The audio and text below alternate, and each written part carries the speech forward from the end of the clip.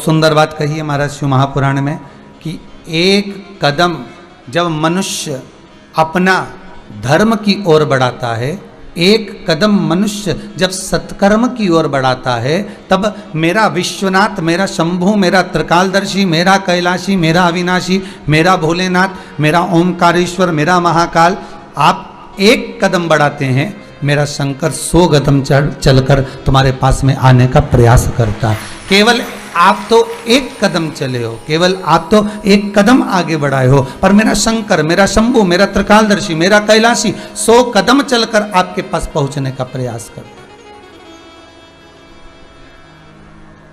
100 कदम चलकर।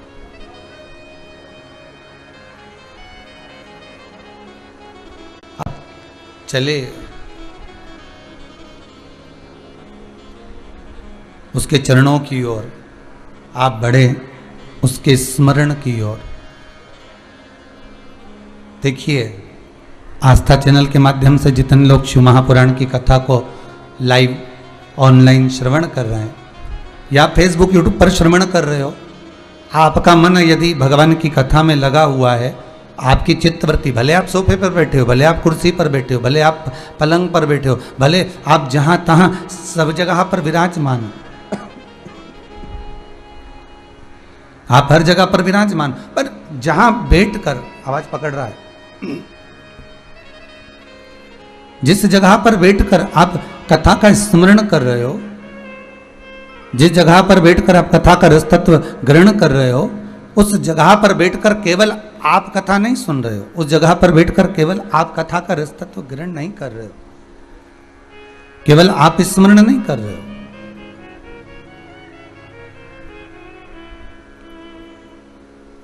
केवल आप ही कथा को सुन नहीं रहे हो, केवल आप तो बैठकर कथा का रस तत्व ग्रहण कर रहे हो, आप तो बैठकर केवल कथा सुन रहे हो, पर आपके साथ में संपूर्ण परिवार,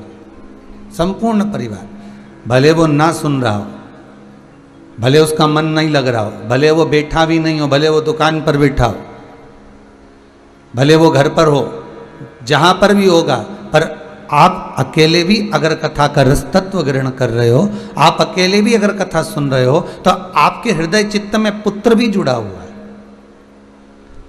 आपके हृदय चित्त में आपका पति भी जुड़ा हुआ है, आपके हृदय चित्त में आपका परिवार भी जुड़ा हुआ है, आपके हृदय चित्त में आपका पूरा कुटुंब कबीला जुड़ा हुआ है। जब हृदय चित्त में संपूर्ण कुटुंब और कबीला आपके जुड़ा हुआ है और आप उस चित्तवृत्ति को भगवान में लगा रहे हो, तो केवल आप अकेले नहीं मन को लगा रहे, जितने आपके हृदय में जुड़े हुए हैं वो भी शंकर की कथा में लगे हुए हैं, वो भी शिव के स्मरण में लगे हुए हैं, वो भी शंकर के अनुमोदन में लगे हुए हैं।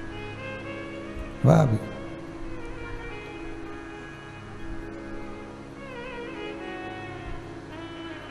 इसलिए हम कहते हैं बारंबार भगवान से प्रार्थना करना कि सर्वे भवन्तु सुखी, सब सुखी रहे। शिव के धाम में पहुंचकर, शंकर की चौखट पर पहुंचकर, शंकर के स्मरण में पहुंचकर, शिव के द्वार पहुंचकर हमारी चित्तवृत्ति में कुछ और मांगने की लालसा ही ना हो।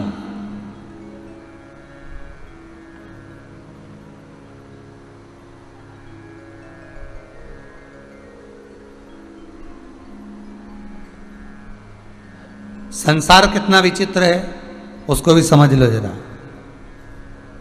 प्याज खाने में पाप लगता है, क्या खाने में? कांदा, प्याज।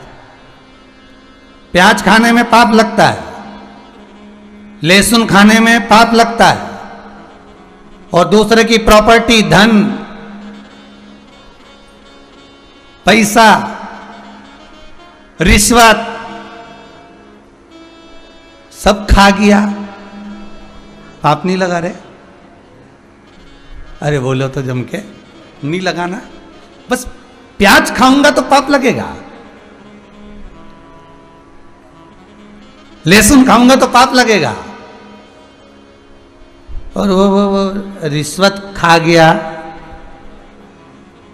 दूसरे की जमीन खा गया, प्लाट खा गया, प्रॉपर्टी का हिस्सा खा गया, थोड़ा पैसा खा गया, मां छोड़कर गई थी, धन खा गया।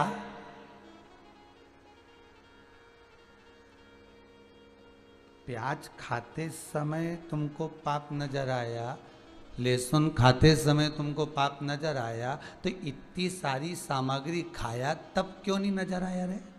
तब तो खूब एक हिस्सा तो अब पाप नहीं दिख रहा तेरे को? अब तुझे पाप नजर नहीं आ रहा? अब तुझे पाप नहीं दिख रहा?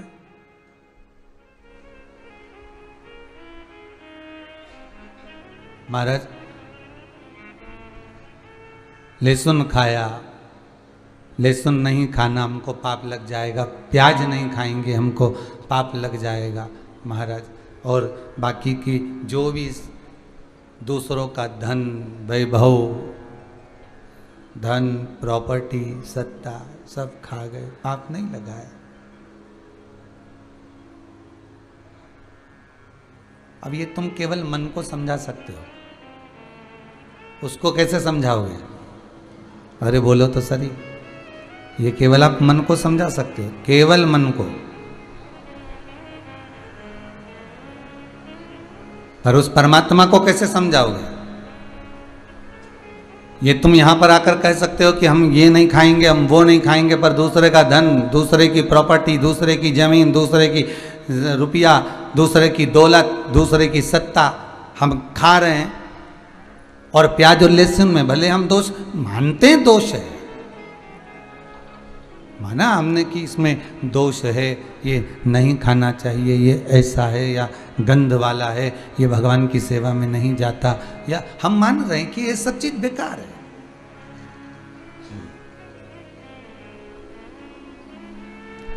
पर दूसरे का अगर कुछ खा रहे हो तो वो भी तो बेकार लगना चाहिए। फिर वो पूछेगा कि तेरा क्या होगा रे कालिया? फिर क्या उत्तर दोगे? फिर क्या बताओगे कि नीचे गया था और नीचे जाने के बाद में तूने भले कुछ चीज़ें छोड़ी, तूने नहीं खाया और तू सोचा कि इसमें पाप है, पर दूसरे की दौलत को, दूसरे की सत्ता को, दूसरे के धन को, दूसरे के वैभव को जो तू खाया, उसमें सुख का अनुभव कहाँ से हो गया महाराज? उसमें फिर सुख का अनुभव कहाँ से आ गया? उसमें पुण्य कहाँ से आ गया? उसमें पुण्य का अनुभव कहाँ से हो गया?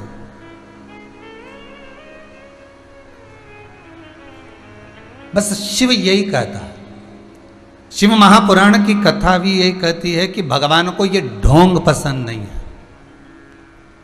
भगवान को प्रपंच पसंद नहीं है।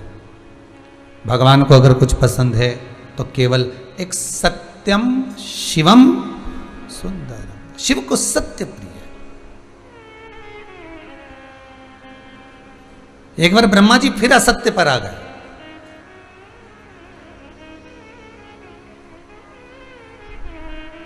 जिस समय पर 33 कोटि देवता गंगा जी के जल के रूप में प्रकट हो गए, कल की कथा में था, 33 कोटि देवता गंगा का जल बन गए।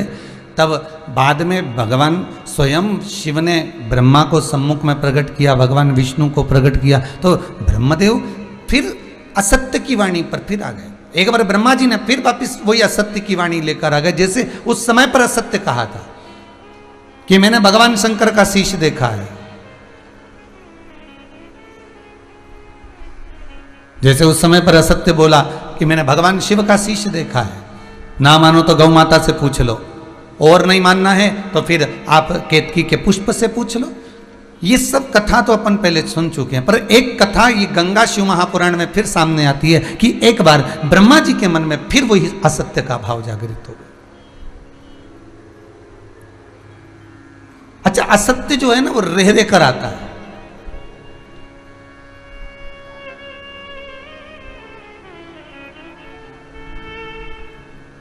असत्य, झूठ, छल, कपट, प्रपंच, ये बार बार रे रे कर आता है। ये एक आध बार अगर कथा में जाकर बैठोगे ना तो तुम्हें वहां पर वैराग्य उत्पन्न हो जाएगा। नहीं रे अब नहीं झूठ बोलूंगा चाहे कछु भी हो जाए, नहीं रे अब तो मैं ऐसा करूंगा ही नहीं चाहे कुछ भी हो जाए, अब मैं ऐसा बोलूंगी ही नहीं, बस रोज झगड़ा करती हूँ, उनका दिल दुखाती, वो बिना रोटी खाए दुकान चले जाते। अब कल से बिल्कुल पक्का है, मैं कुछ नहीं बोलूंगी, कुछ भी नहीं। और ठान के बैठी थी कुछ नहीं बोलूंगा। और मालूम पड़े कल पति का जन्मदिन था, सुबह से उठ गई, उठते से ही बोली जी हैप्पी बर्थडे टू यू। अब उठते से ही उसने जैसे ही बोला हैप्पी बर्थडे टू यू, और पति बोला धन्यवाद, और पत्नी बोली सुनो थोड़ा आज तुम्हारा जन्मदिन है, ऑफिस से थोड़ा जल्दी आ जाना, तो अपन दोनों होटल में भोजन करने चलेंगे, और आज मैं तुमसे झगड़ा नहीं करूंगी हो, क्योंकि आज तुम्हारा जन्मदिन है। अब रोज झगड़ती थी, अब ये बात बोलने की क्या जरूरत है कि आज झगड़ा नहीं करूंगी।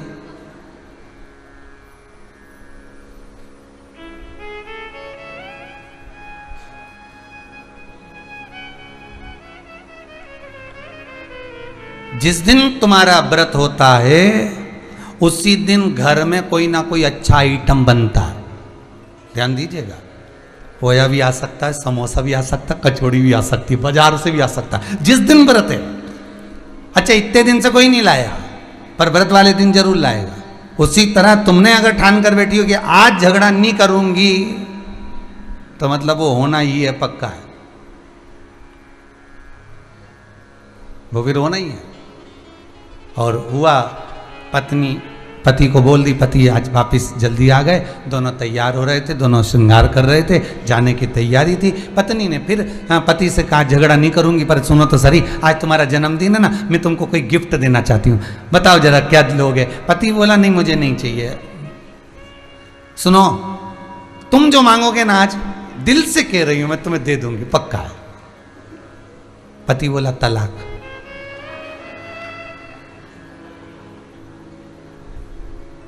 पत्नी गई अंदर, झाड़ू लेके आई।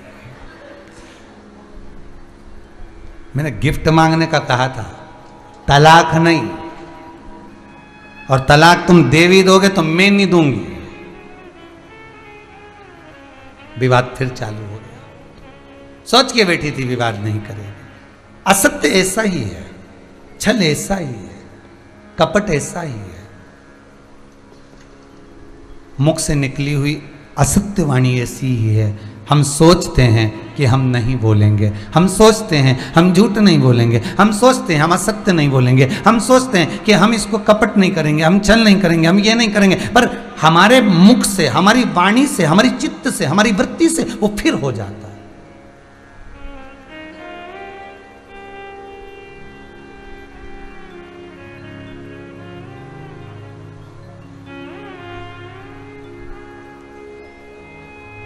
एक बात पहले कही थी कथा में कि किसी ने पूछा कि मनुष्य का इतना पाप है, दुनिया के लोग गंगा जी नहा नहा कर सारा पाप गंगा में छोड़ देते हैं।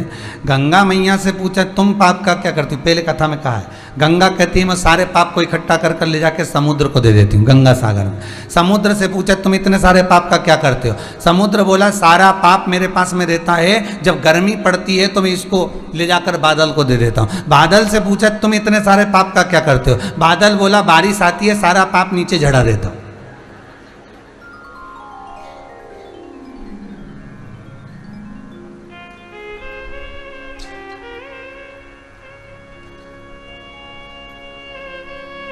तो कहा तुम केवल पाप झड़ाते हो क्या? बारिश से पूछा गया क्या तुम केवल पाप झड़ाते हो? बारिश कहती नहीं नहीं नहीं, मैं केवल पाप नहीं झड़ाती, मैं पुण्य भी झड़ाती हूं, पर पुण्य उसके लिए झड़ाती हूं जो पुण्यमय हो, और मैं पाप उसके लिए झड़ाती हूं जो पापी पहले से रहा हुआ है और पाप में लिप्त है, जो मैं उसके लिए झड़ाती हूं।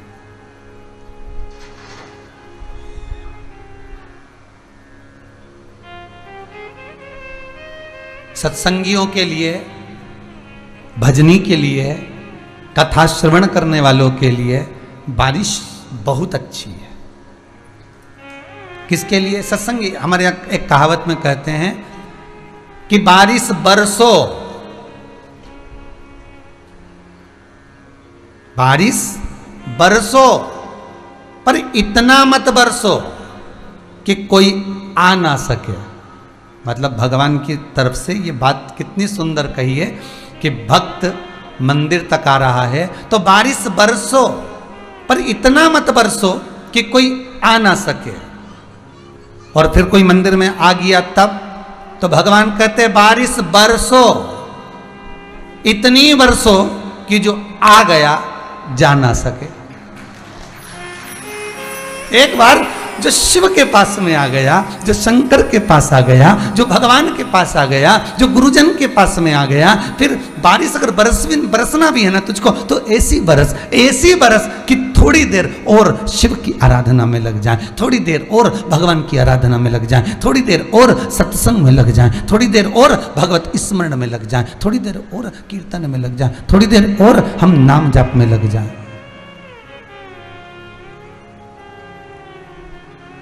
थोड़ी देर हम भगवान की भक्ति में, थोड़ी देर भगवत स्मरण में, थोड़ी देर भगवत चर्चा में हम फिर लग जाए।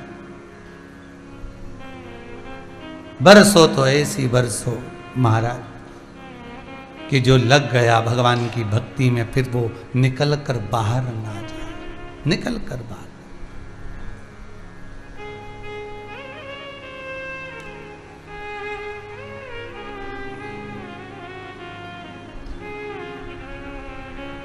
महाराज हजारों पापी तार दिए, जय जय गंगा मैया, हजारों पापी तार दिए, जय जय गंगा मैया, हजारों पापी तार दिए, जय गंगा मैया, हजारों पापी तार दिए, जय जय गंगा मैया, हजारों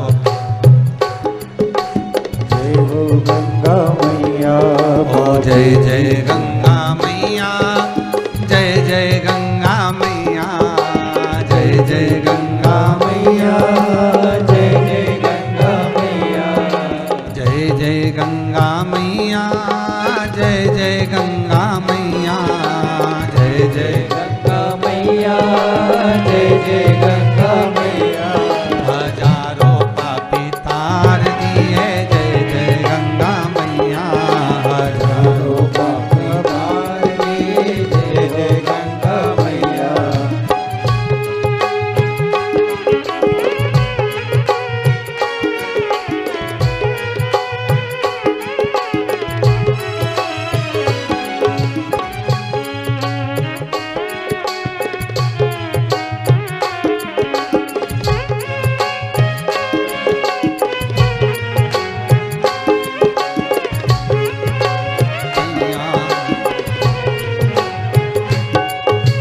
जय हो गंगा मैया, पापी भी तूने तार दिए, जय हो गंगा मैया,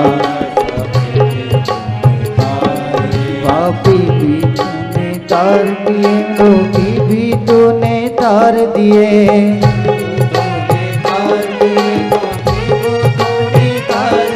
पापी भी तूने तार दिए, रोगी तूने तार दिए, तूने तार दिए, रोगी भी तूने तार दिए, जय हो गंगा मैया, पापी भी तूने तार दिए, जय हो गंगा मैया, पापी भी तूने तार दिए, जय हो गंगा मैया, पापी भी तूने तार दिए, जय हो गंगा मैया, पापी भी तूने तार दिए, जय हो गंगा मैया, पापी भी तूने तार दिए, जय हो गंगा मैया, पापी भी तूने तार दिए। चित्तवृत्ति में गंगा कहती है मैंने पाप को एकत्रित करा, समुद्र को दिया, समुद्र से पूछा पाप कहाँ ले गए, तो कहा आकाश को दिया, आकाश से पूछा तूने पाप को क्या करा, तो के बादल को दिया, बादल से पूछा तूने पाप का क्या करा, तो के पृथ्वी पे बरसा दिया। पापी पाप में फिर लिप्त हो,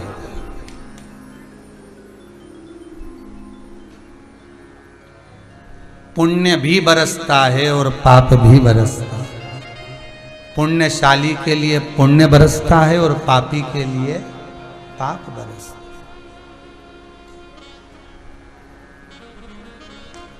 प्याज खाऊंगा पाप लगेगा, लहसुन खाऊंगा पाप लगेगा, दूसरे की रिश्वत खा गया, क्यों रे भेरू पाप नहीं लगा?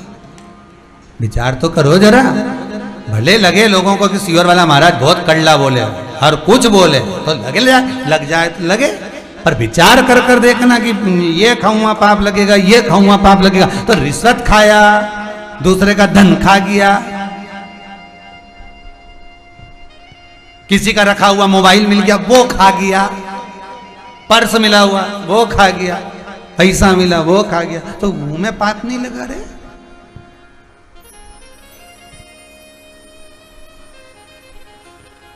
इतना भी ढोंग कहीं करो।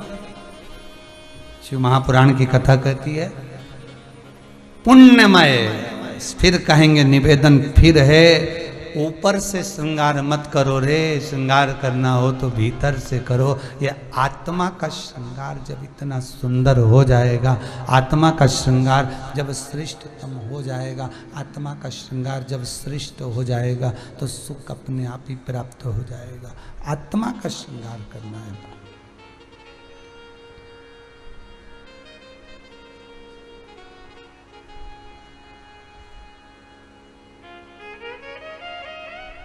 क्यों जाते हैं कथा में, क्यों जाते हैं, क्यों बैठते हो आस्था चैनल के सामने शिव महापुराण की कथा सुनने के लिए? क्यों बैठते हो हाथ में मोबाइल लेकर फेसबुक यूट्यूब पर कथा श्रवण करने के लिए? क्यों बैठते हो? कोई तुमसे पूछ सकता है कि कारण क्या है, क्यों बैठे हो, किस लिए बैठे हो, किस लिए बैठा जा रहा है, कोई पूछ सकता है। तो आप कह तो सकते हो कि ऊपर का श्रृंगार करना तो हमको आता है, ये जो ऊपर का जो श्रृंगार होता है ना, ये तो हमको आता है। इस श्रृंगार के बल पर हमारा पति भी हमसे रीझ जाता है। ऊपर का श्रृंगार तो हमें आता है, पर आत्मा का श्रृंगार करना नहीं आता। इसीलिए मोबाइल पर फेसबुक यूट्यूब पर शिव महापुराण की कथा सुनते हैं, आस्था चैनल के सामने बैठकर शिव महापुराण की कथा सुनते हैं, तीर्थों में जाकर, भजन में, कुबेरेश्वर धाम जाकर या अन्य जगह पर जब लॉकडाउन ना हो तब बैठकर कथा भी श्रवण करते हैं। तब कथा चित्त को हम श्रवण कर रहे हैं, तब कथा को हम सुन रहे हैं, हम श्रवण कर रहे हैं।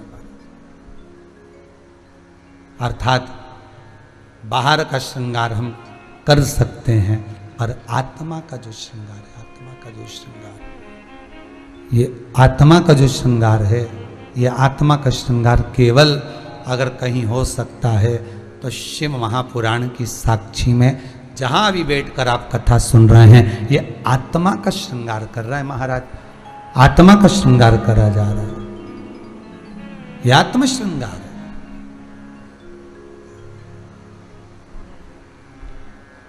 भगवान तुम्हारे ऊपर के श्रृंगार से कभी नहीं प्रसन्न होगा। तुम चाहे खजूर वाली चोटी बना के जाओ, चाहे डब्बा भर के जाओ, भगवान कभी नहीं प्रसन्न। भगवान तो अगर प्रसन्न होगा तो भीतर के श्रृंगार से प्रसन्न होगा कि तुम्हारे भीतर का श्रृंगार, मतलब आत्म श्रृंगार कैसा है।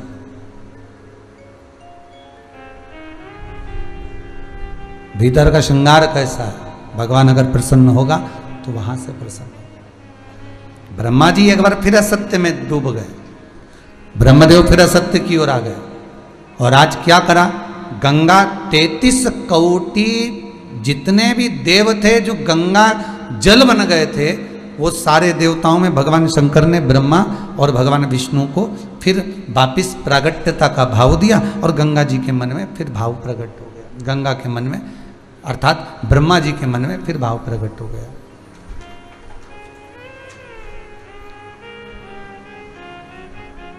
और ब्रह्मा जी के मन में जब भाव प्रकट हुआ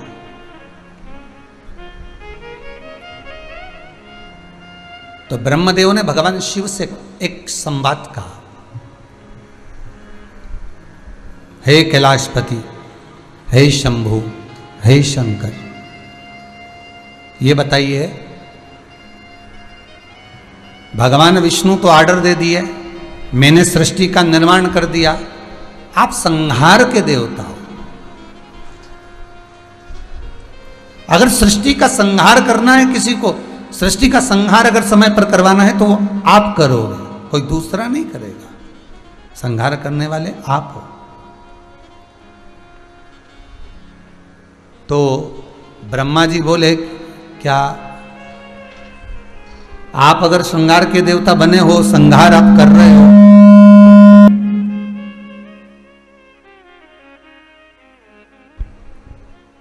आप यदि संहार करने वाले देवता बने हो,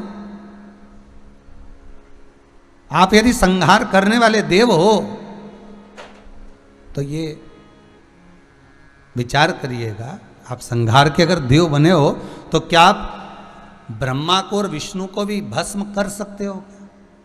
अब देखो, ब्रह्मदेव को ये बात कहना ही नहीं थी, और ब्रह्मदेव को ये जान लेना चाहिए था कि ये बात वो कह भी रहे हैं तो किसके सामने कह रहे हैं।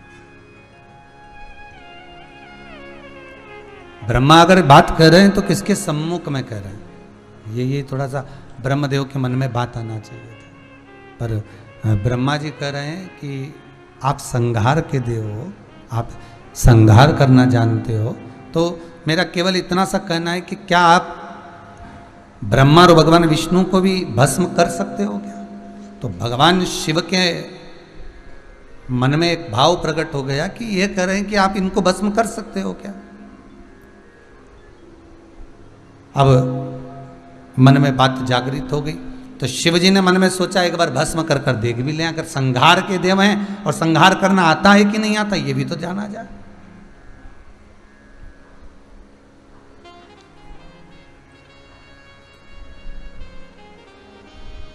संहार करना आखिर आता है कि नहीं आता ये भी तो हम जाने। तो भगवान ब्रह्मा और भगवान विष्णु खड़े हुए थे। ब्रह्मदेव ने जैसे ही भगवान शंकर से कहा कि आपको संहार करना आता है, शंकर भगवान ने उसी समय पर ब्रह्मा जी को भस्म कर दिया। अब ब्रह्मदेव तो भस्म हो गए, केवल एक राख का ढेर बनकर, वो राख थोड़ी सी, वो राख का ढेर बने हुए, वो हाथ में राख का ढेर ब्रह्म जी के स्वरूप का। भगवान विष्णु को देखा तो भगवान विष्णु को तो विश्वास था कि ये ब्रह्मा ने जो शब्द कहे लीला रचने के लिए करें। भगवान शिव ने हाथ जोड़ा भगवान विष्णु का, और भगवान शिव ने हाथ जोड़कर भगवान विष्णु का हाथ जोड़कर निवेदन करा, ओम नमः शिवाय, ओम नमः शिवाय, नमः शिवाय, ओम नमः शिवाय, नमः शिवाय, ओम नमः शिवाय,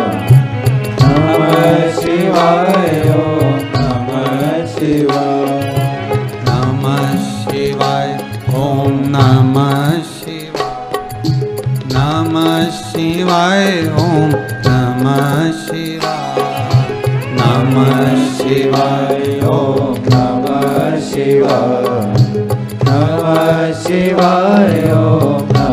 शिवाय, नमः शिवाय, ओम नमः शिवाय, नमः शिवाय, नमः शिवाय, ओम नमः शिवाय, ओम नमः शिवाय, ओम नमः शिवाय, नमः शिवाय, ओम नमः शिवाय, नमः शिवाय, ओम नमः शिवाय, नमः शिवाय, ओम नमः शिवाय, ओम नमः शिवाय, ओम नमः शिवाय, ओम नमः शिवाय, ओम नमः शिवाय, ओम नमः शिवाय, ओम नमः शिवाय, ओम नमः शिवाय, ओम नमः शिवाय, ओम नमः शिवाय, ओम नमः शिवाय, ओम नमः शिवाय। भगवान विष्णु जान गए, और भगवान विष्णु ने भगवान शिव की ओर देखा,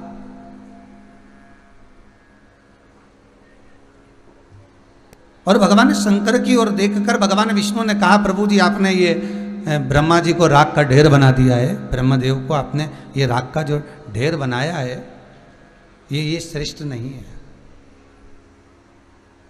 संपूर्ण विश्व जानता है कि आप विनाश के देवता हैं, आप विनाश कर सकते हैं। समय आने पर आपको जब कहा जाता है तो आप विनाश कर देते हैं। समय आने पर आप विनाश करते हैं, ये पक्का है। पर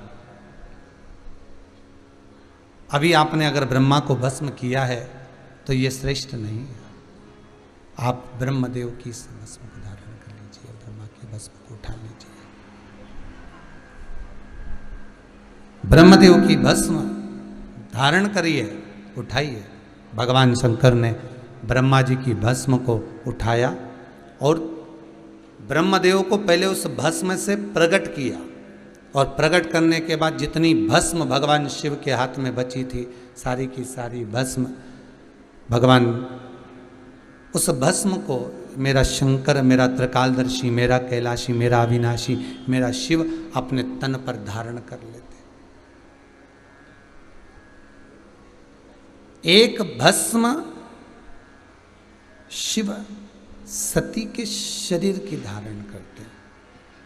एक भस्म शिव सती के शरीर की धारण करते हैं महाराज, और दूसरी भस्म मेरे भगवान भूत अधिपति भूतनाथ, मेरे शंकर, मेरे त्रिकालदर्शी, मेरे कैलाशी, मेरे अविनाशी, मेरे शंभु, मेरे शंकर, इस ब्रह्मदेव के शरीर की भस्म को धारण करते हैं।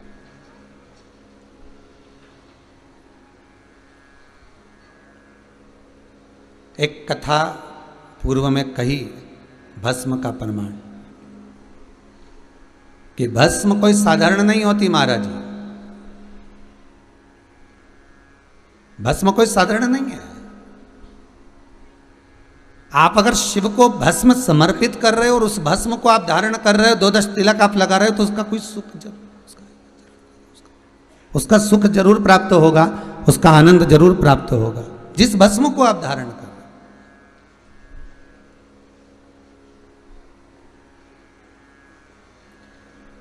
कोई साधारण सी बात नहीं भस्म को महाराज, भस्म कोई साधारण नहीं, भस्म कोई सहज नहीं। शिव कथा कह रही है, शंकर का चरित्र कह रहा है, औगड़दानी भगवान शिव का पावन चरित्र कह रहा है।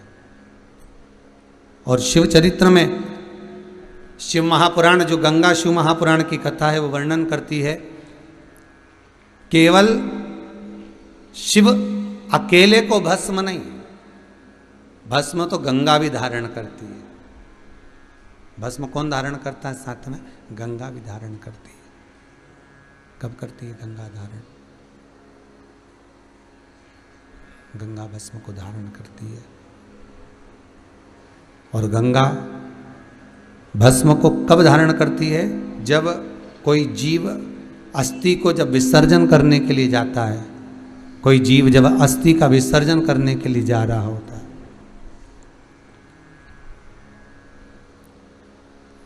और अस्थि के विसर्जन पर जब अस्थि को गंगा में छोड़ा जाता है,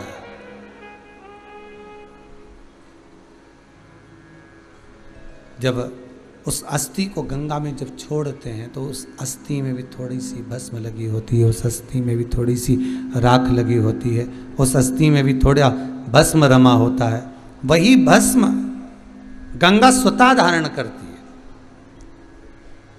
कितना सुंदर कहा है, किसी पवित्र नदी के घाट पर जब हम जाएं, किसी पवित्र नदी के घाट पर जब हम पहुँचें, किसी पवित्र नदी के तट पर जब हम पहुँचें, किसी पवित्र नदी के तट पर जब हम जाएं, तो उस पवित्र नदी के तट पर जो मिट्टी रहती है, जो बालू रहती है, उसका भी तिलक हमारे मस्तक पर धारण कर लिया, उसका भी तिलक हमारे धारण कर लिया जाए। नमः शिवाय, ओम नमः शिवाय, नमः शिवाय, ओम नमः शिवाय, नमः शिवाय, ओम नमः शिवाय, नमः शिवाय, ओम नमः शिवाय, ओम नमः शिवाय, ओम नमः शिवाय, ओम नमः शिवाय, ओम नमः शिवाय, ओम नमः शिवाय, ओम नमः शिवाय, ओम नमः शिवाय, ओम नमः शिवाय, ओम नमः शिवाय, आवाज बढ़ाइए। नमः शिवाय, ओम नमः शिवाय, ओम नमः शिवाय, ओम नमः शिवाय, ओम नमः शिवाय, ओम नमः शिवाय, ओम नमः शिवाय, ओम नमः शिवाय, ओम नमः शिवाय, ओम नमः शिवाय, ओम नमः शिवाय, ओम नमः शिवाय, ओम नमः शिवाय, ओम नमः शिवाय, ओम नमः शिवाय, ओम नमः शिवाय, शिवाय, ओम नमः शिवाय। भस्म गंगा भी धारण कर रही है, और वो भस्म कोई साधारण सी नहीं है जो गंगा धारण कर रही है। वो भस्म साधारण नहीं है जो गंगा धारण कर रही है महाराज। केवल मेरा भूत अधिपति, मेरा भूतेश्वर, मेरा शंकर ही नहीं, गंगा भी भस्म धारण करती है। शिव कथा कहती है कि गंगा जिस भस्म को धारण करती है, जिस भस्म को गंगा धारण कर रही होती है, वो भस्म केवल गंगा अकेली धारण नहीं कर रही है। कल आपको कथा में कहा था कि 33 कोटि देवता, और ये 33 कोटि देवता जो जल बन गए, जो गंगा का जल बन गए,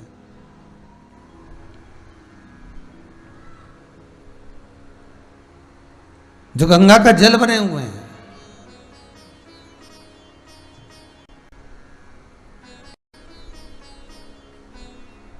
तो केवल अकेली गंगा मैया भस्म को धारण नहीं कर रही है,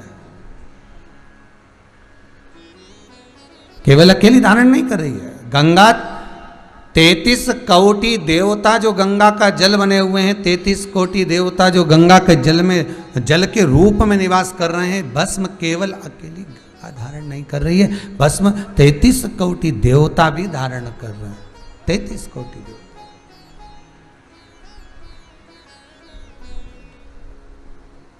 केवल एक नहीं।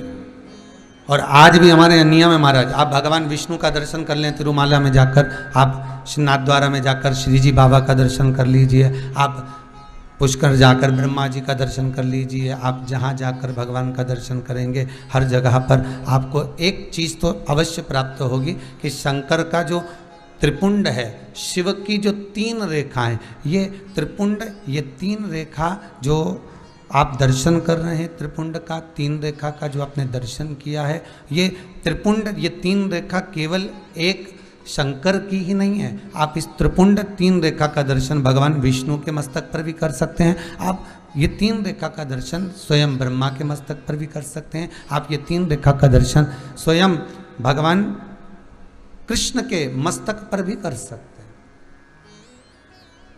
श्री जी बाबा के मस्तक पर भी कर सकते हैं इस त्रिपुंड का दर्शन। बस अंतर इतना है, शिव जो त्रिपुंड लगाए हैं वो आड़ा है, तिरुमाला में जो तिरुपति बाबा का अपन दर्शन करते हैं जो त्रिपुंड लगाए हैं वो खड़ा है, 2 सफेद बीच में लाल। मेरे श्री जी बाबा ने भी अपने मस्तक पर त्रिपुंड धारण कर रखा है, मेरे श्री जी बाबा ने भी अपने मस्तक पर त्रिपुंड धारण करा है, और बाद में एक कुंकू की, रौली की एक तिलक को धारण कर रखा है। तो वो त्रिपुंड का जो दर्शन हो रहा है, सोने की 3 रेखाओं का जो दर्शन हो रहा है, वो आप करेंगे। वो सोने की जो 3 रेखाएं, उसका जो दर्शन हो रहा है वो आप कर सकते हैं। और उन 3 रेखा के रूप में सत्यम शिवम सुंदरम, बजरंग, सत्यम शिवम सुंदरम,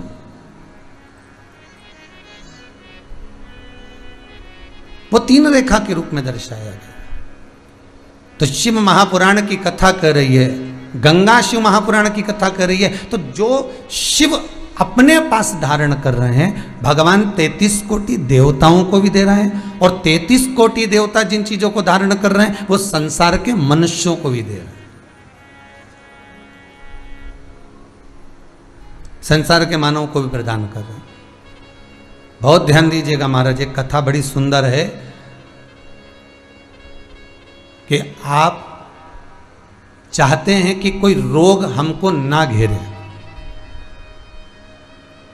आप चाहते हैं कि कोई रोग हमको ना घेरे, और आपको लग रहा है कि कोई रोग ऐसा है जो घेर रहा है, या कोई शरीर में ऐसा रोग उत्पन्न होने वाला है, या कोई बीमारी ऐसी उत्पन्न होने वाली, तो उसके लिए सबसे सुंदर तरीका है कि शंकर जी पर अलोनी जो गोबरी होती है, गोबरी जानते हो, कंडा, अलोना कंडा, अलोनी गोबरी, मतलब गाय ने गोबर करा और वो सूख गया, उसको थापा नहीं गया है, हाथ से कंडा नहीं बनाया गया, गोबरी नहीं बनाई गई, केवल गाय ने गोबर करा, वो सूख गया, और वो सूखा हुआ जो गोबर है उसको जलाकर जो भस्म तैयार करी है, उसको जलाकर जो हमने राख तैयार करी है, भस्म बनाई है, उस भस्म को जो तैयार करा गया है, वो भस्म शिव को जो हमने समर्पित करा। पर ये करना है मुख्य शिवरात्रि वाले दिन, जो वर्ष में एक बार जो महाशिवरात्रि आती है, ये केवल उस दिन करने का, महाशिवरात्रि वाले दिन। उस भस्म को सफेद वस्त्र में लिया और बाबा पर, शंकर जी का जो मंदिर आपके करीब में हो, शिव का जो धाम आपके पास में हो, वहां बाबा पर समर्पित करी। उसी भस्म को हम उठा कर लिया, और यदि आप भस्म नहीं चढ़ा सकते तो कभी विश्वनाथ जाएं तो वहां से भस्म लिया है, कभी उज्जैनी जाएं तो वहां से भस्म लिया है। उस भस्म को हम यदि अपनी नाभि से वक्ष स्थल के मध्य में त्रिपुंड लगा लेते हैं, कब लगाना है, या तो प्रदोष की प्रदोष लगा लो, या सोमवार की सोमवार लगा लो, या फिर 12 महीने शिवरात्रि आती है, प्रत्येक शिवरात्रि पर लगा लो। जीवन में अगर आप मात्र एक महीने में एक बार भी त्रिपुंड अपने वक्ष स्थल के नजदीक में नाभि से ऊपर अगर लगा लेते हैं महाराज, तो ऐसा कोई बड़ा रोग आपकी जिंदगी में प्रवेश कर ही नहीं सकता। इस शरीर के अंदर, इस शरीर के अंदर भस्म में जो सुख है, भस्म का जो आनंद है, भस्म का जो रस तत्व है, उसको समझिए।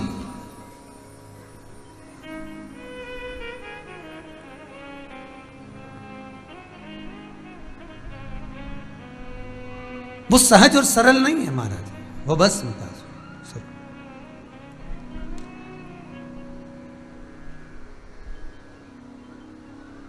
नैन लड़े त्रिपुरारी से मैं उनकी हो गई,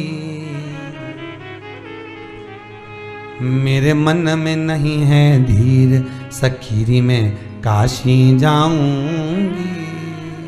कहते हैं मात्र 12 स्थान पर जो भस्म का प्रमाण कहा गया, मस्तक की, कंठ की, कर्णों की, भुजा की, कलाई की, वक्षस्थल, नाभिकोश,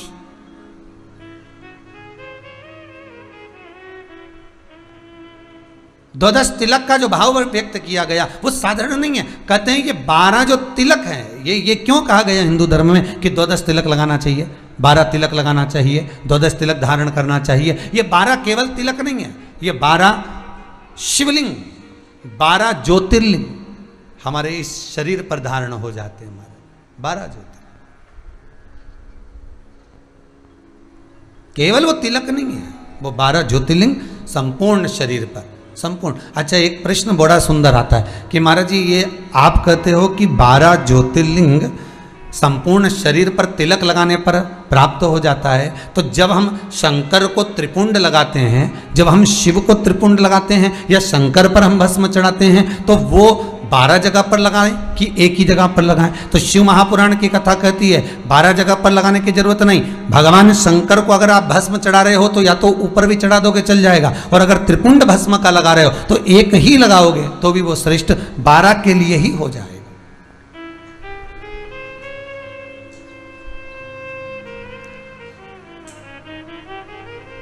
शिव को जो समर्पित किया गया वो बस एक ही कार्य। बहुत।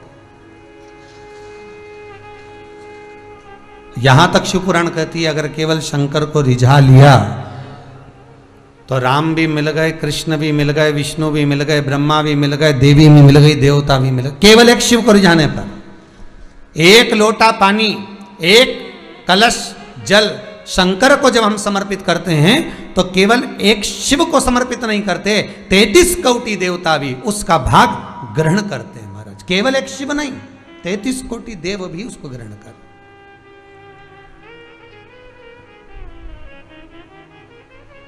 कितना सुंदर प्रसंग है देवी भागवत।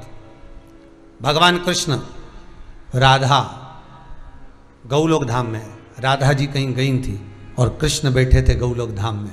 सुंदर झूले पर मेरे बाबा, मेरे ठाकुर, मेरा कृष्ण झूल रहे हैं, सुंदर झूले।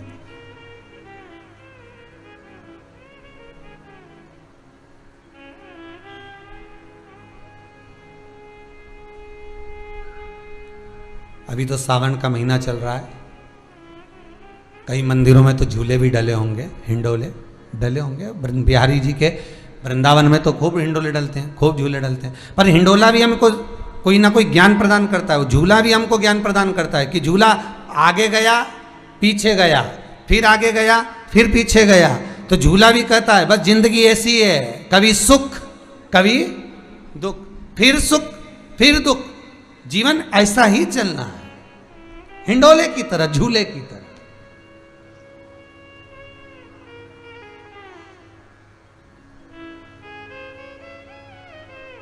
झूला कहता ही है। महाराज भगवान कृष्ण झूले पर विराजमान थे महाराज, और झूले पर भगवान कृष्ण बैठे थे। उसी समय पर गंगा मैया एक स्त्री का रूप धरकर, बड़ा सुंदर माता ने रूप धारण करा, और गंगा मैया भगवान कृष्ण को एक टक लगाकर देख रही हैं। भगवान कृष्ण को देख रही हैं।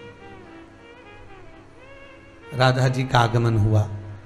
राधा जी जब आई तो उन्होंने ठाकुर जी को देखा, ठाकुर जी गंगा जी को देख रहे थे, गंगा ठाकुर जी को देख रही थी। अब इतने में तो राधा जी का हृदय जल गया। राधा जी को लगा, होता है भाई, जब आप पति के साथ कहीं जाएं, एक सहज भाषा में समझे, और कोई आपके पति को देख रहा हो, पति किसी को देख रहा हो, तो हृदय तो आपका भी जलेगा ना कि भाई ये क्या हो रहा है। गंगा को देखा तो गंगा भगवान कृष्ण को देख रही थी, कृष्ण गंगा जी को निहार रहे थे, पर दोनों के देखने में अंतर है। गंगा जब भगवान को निहार रही है तो इस भाव से निहार रही है कि ठाकुर मैं आपके चरणारविंद में रहने वाली, आपने गजब कर दिया, मुझे शंकर की जटा में ले जाकर छोड़ दिया, बड़ी कृपा करी। तो गंगा भगवान कृष्ण का साधुवाद कर रही है।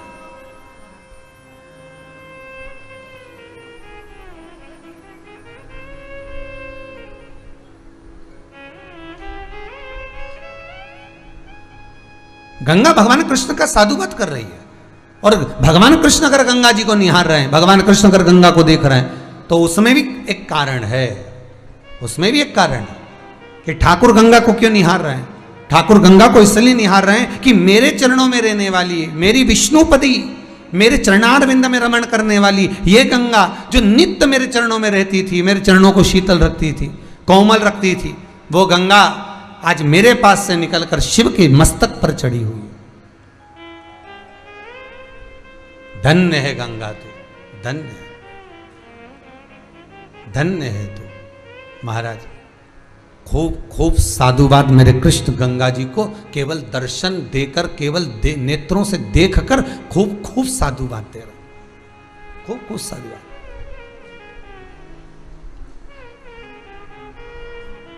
प्रसन्न गंगा, कृष्ण भी प्रसन्न। राधा जी आ गई, बीच में खड़ी हो गई, भगवान कृष्ण ने नेत्रों को झपकाया, गंगा भी तुरंत भगवान के पास देखते हुए दूसरी ओर देखना प्रारंभ करा। राधा ने कहा गंगा तुम मुझे जानती नहीं हो। गंगा जी कहती है महारानी जी आपको कौन नहीं जान सकता। जिस कृष्ण का मैं दीदार कर रही हूं, जिस कृष्ण का मैं दर्शन कर रही हूं, गंगा कहती है, देवी भागवत में लिखा जिस कृष्ण का मैं दर्शन कर रही हूं, गंगा जी कहती है हे राधा रानी आप उन कृष्ण के हृदय में सदा निवास करती है। तो केवल मैं कृष्ण अकेले का दर्शन नहीं कर रही हूं, मैं राधा और कृष्ण का दर्शन कर। कितना सुंदर बात कही महाराज। कृष्ण के मंदिर में, बिहारी जी के मंदिर में, राधा रमन लाल जी के मंदिर में, ठाकुर जी के मंदिर में, राम जी के मंदिर में, आप किसी भी नारायण के मंदिर में, आदिक जगह पर शिवलिंग का पूजन करने जाओ या शंकर का पूजन करने जाओ या शंकर के मंदिर में जाओ या राम के मंदिर में, कृष्ण के मंदिर में, तुम्हारी मर्जी पड़े उस मंदिर में जाए और अपने मन में ये भाव हो कि इस मंदिर में राधा जी तो है ही नहीं, इस मंदिर में सीता जी तो है ही नहीं, इस मंदिर में पार्वती जी तो है ही नहीं, तो ये भाव व्यक्त नहीं होना चाहिए। मंदिर में जाते से तुम्हारे भीतर यह भाव व्यक्त होना चाहिए कि जिस शंकर का हम दर्शन कर रहे हैं उन शंकर के हृदय में पार्वती जी विराजमान है, जिन राम का हम दर्शन कर रहे हैं उनके हृदय में सीता जी विराजमान है, जिन कृष्ण का हम दर्शन कर रहे हैं उन कृष्ण के हृदय में राधा रानी विराजमान है। केवल अकेले नहीं है। इसलिए हिंदू धर्म की रीति कहती है कि पुरुष का जो आधा भाग है वो स्त्री का है, वाम भाग नारी का, भले वो दिखे ना दिखे, भले वो नजर आए ना आए।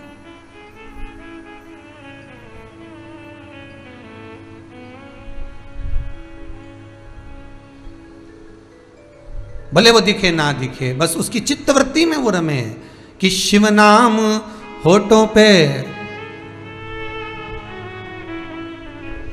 शिव नाम होठों पे चढ़ गया रे, तो समझो ये जीवन सवर गया रे, तो समझो ये जीवन सवर गया रे।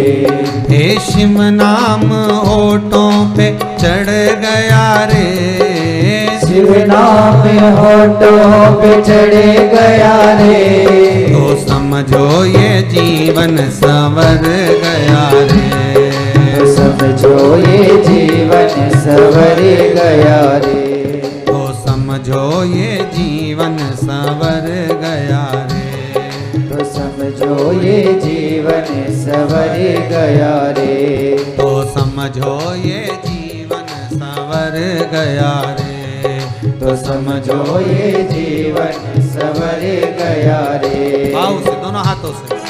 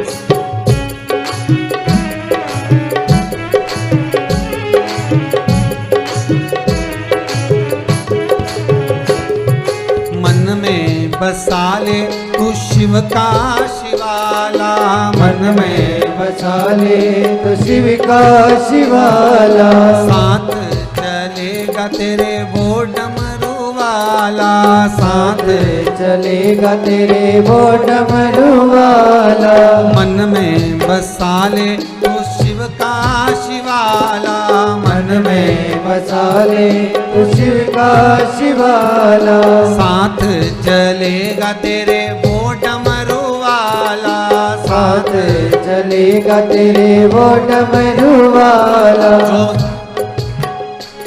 जो शिव नाम होठों पे चढ़ गया रे, शिव नाम होठों पे चढ़ गया रे, तो समझो ये जीवन सवर गया रे, तो समझो ये जीवन सवर गया रे, तो समझो ये जीवन सवर गया रे, तो समझो ये जीवन सवर गया रे।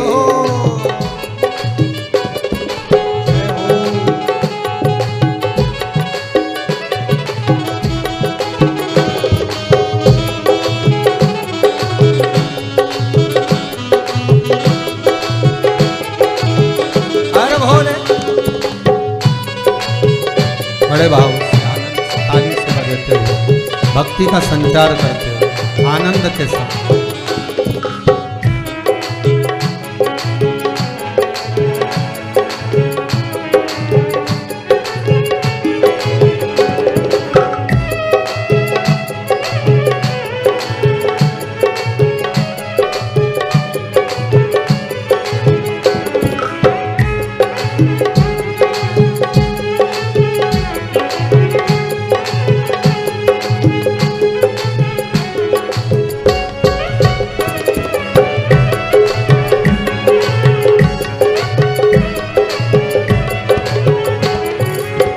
बम भोले जी का नाम बड़ा प्यारा, बम बम भोले जी का नाम बड़ा प्यारा, बम बम भोले जी का नाम बड़ा प्यारा, बम बम भोले जी का नाम बड़ा प्यारा। नाम ने लाखों को पार उतारा, नाम ने लाखों को पार उतारा, नाम ने लाखों को पार उतारा, नाम ने लाखों को पार उतारा। जो शिव धाम मस्तक पे चढ़ गया रे, शिव धाम मस्तक पे चढ़ गया रे, तो समझो ये जीवन सवर गया रे, तो समझो ये जीवन सवर गया रे, तो समझो ये जीवन सवर गया रे, तो समझो ये जीवन सवर गया रे। जो शिव नाम होठों पे चढ़ गया रे, शिव नाम होठों पे चढ़ गया रे, तो समझो ये जीवन सवर गया रे, तो समझो ये जीवन सवर गया रे, तो समझो ये जीवन सवर गया रे, तो समझो ये जीवन सवर गया रे। भगवान शंकर की भस्म ही सुख दे जाती है। गंगा मैया कृष्ण को देख रही हैं, राधा जी गंगा को देखकर क्रोधित हो रही हैं, ए गंगा तुम ये सृष्ट नहीं कर रही हो। भगवान स्वयं गंगा मैया कह रही है आप जानती नहीं हो, राधा रानी आप जानती नहीं हो। राधा रानी अगर आप जानती कि मेरे दर्शन में, मेरे देखने में बहुत अंतर है, बहुत अंतर है, दर्शन में देखने में बहुत अंतर है। गंगा जी कह रही हैं राधा जी से, आप जानती नहीं हो, देखने में दर्शन, देखने में दर्शन में बहुत अंतर है, आप जानती नहीं हो, आप जान नहीं पा रही हो। बहुत अच्छे से समझिएगा, देखने और दर्शन में दोनों में अंतर है महाराज। देखने में और दर्शन में दोनों में ही अंतर है, दोनों में अंतर है, देखने में भी अंतर है और दर्शन में भी अंतर। देखने के लिए कहाँ जाते हो? कहा आप में से कितने लोग हैं कभी ताजमहल का दर्शन करने गए हो? दर्शन करने कभी ताजमहल का गए हो क्या? नहीं। अगर कोई बोलेगा कि कहाँ गए हो, ताजमहल देखने जा रहे हैं, दर्शन के लिए जा रहे हो क्या? नहीं। कहोगे कि ताजमहल देखने के लिए जा रहे हो।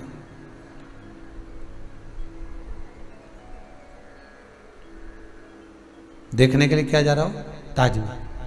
और कोई आपसे कहे कि फिर इससे आगे कहाँ जाओगे, तो कहा दर्शन के लिए वृंदावन जाएंगे।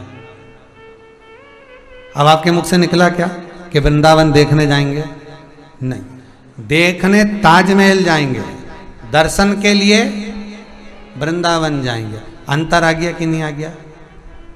निगाहें बदली, नजारे बदल गए, हवाओं के रुख से कश्ती के किनारे बदल गए, केवल नेत्र वही हैं, नेत्र वही है, बस केवल भाव चेंज हुआ, केवल भाव बदल गया।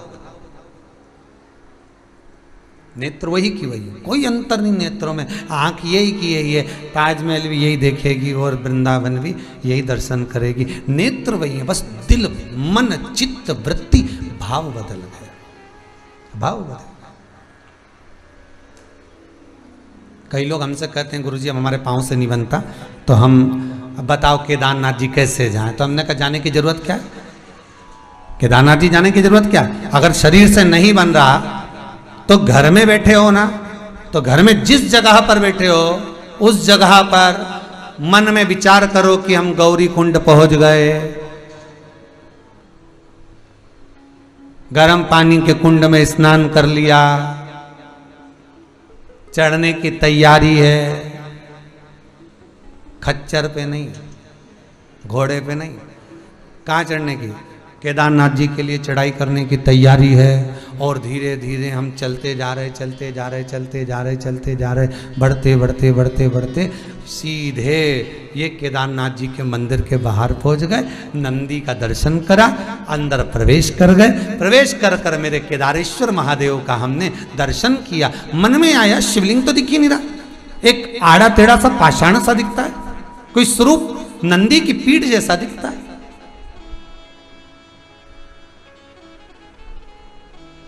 भले ना गया, पर इस चित्त वृत्ति को तुमने केदारनाथ तक पहुंचा दिया, इस चित्त वृत्ति को तुमने अपने मन को केदारेश्वर तक पहुंचा दिया। बहुत। तो अब आप कहोगे कि गुरुजी ये हमारा मन अगर केदारनाथ जी पहुंच गए तो हमें पुण्य मिलेगा कि नहीं मिलेगा? शिव महापुराण की कथा कहती है जितना पुण्य ये छिंदवाड़ा के बोंडे परिवार को प्राप्त हो रहा है कथा करवाकर, उतना ही पुण्य आप चाहे टीवी पर सुन लो, आप चाहे मोबाइल पर सुन लो, आप चाहे कुबेरेश्वर धाम पर सुन लो, जहां चित्तवृत्ति आपकी लगी हुई है उतना की उतना पुण्य अगर आपने दिल से शिव महापुराण की कथा को हृदय से श्रवण करा है तो यह पक्का है कि हृदय से मेरा भोलेनाथ देने में भी कमी नहीं रखता, वो देता ही है। मन वही, मन वही, नेत्र वही, मुख वही, बस नैन वही हैं। बस ताजमहल देखने के लिए गए थे, वृंदावन दर्शन के लिए गए थे, नेत्र वही हैं, केवल भाव बदला है, केवल मन बदला, चित्त बदला, वृत्ति बदला।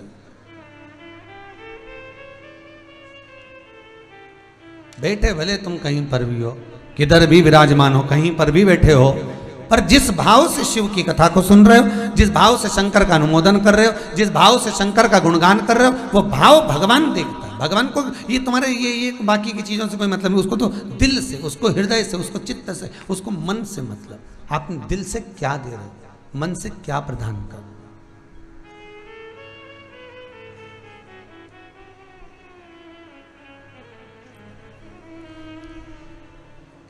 किसी ने बहुत सुंदर लिखा है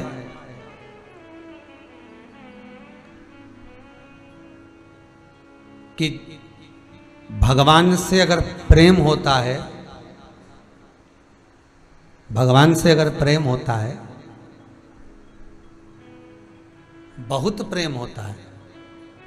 देखो कुछ कुछ संवाद ऐसे हैं जिसको यहां से कहें तो आपको थोड़ा सा लगेगा कि गुरुजी कैसे बोलते, जिससे बहुत प्रेम होता है, आप जिससे बहुत ज्यादा प्रेम करते हो, आप जिससे बहुत ज्यादा स्नेह करते हो और आपके पास में कुछ भी नहीं है, कुछ भी नहीं,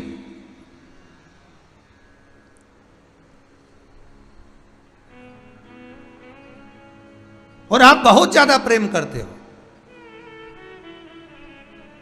तो जिससे प्रेम किया आपके पास में कुछ भी नहीं, पर जिससे प्रेम किया उसके मन में आएगा कि नहीं आएगा कि बताओ ये मुझसे बहुत प्रेम करे है और इसके पास में मोबाइल नहीं है, तो एक बार में अच्छा जोरदार मोबाइल दिला दो। बोलो सही है कि गलत है? थोड़ा कथा पर चल रहे हैं पर थोड़ा सा हटकर चल रहे हैं, आपके हृदय तक पहुंच जाए उसको लेकर चल रहे हैं। जिससे आप बहुत प्रेम करते हो, बहुत प्रेम करते हो, अधिक से अधिक प्रेम करते हो, और आपके पास में कुछ भी नहीं है, पर जिससे आप प्रेम कर रहे हो वो सोचेगा इसके पास में मोबाइल नहीं है, मोबाइल दिला दो, ये रोज कॉलेज जाए या ये वहां जाए तो इसको गाड़ी दिला दो, या इसके पास में ये कपड़ा नहीं, कपड़ा दिला दो, इसके पास में अंगूठी नहीं, अंगूठी दिला दो। आपके पास कुछ भी नहीं है, पर जिससे आपने प्रेम करा उसने आपको सब कुछ दिया। बस वही कथा यहाँ कहती है, आपके पास में कुछ भी नहीं है, आप लोटा भर के पानी भी नहीं ले जा सकते, आप बेलपत्र भी नहीं चढ़ा सकते, आप धतूरा भी नहीं चढ़ा सकते, आप शंकर को रिझा भी नहीं सकते। बस इतना करना कि शिव से दिल से प्रेम कर लेना, वो भी इतना चाहेगा ना जाने कितना देते जाएगा, पता ही नहीं पड़ पाएगा। दिल उससे लगा, नहीं हो आपके पास में कुछ भी, मत होने दो।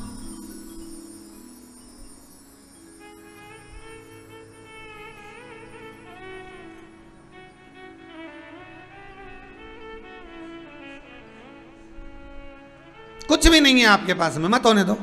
कोई जरूरी है कि सामग्री होगी तभी शंकर प्रसन्न होंगे?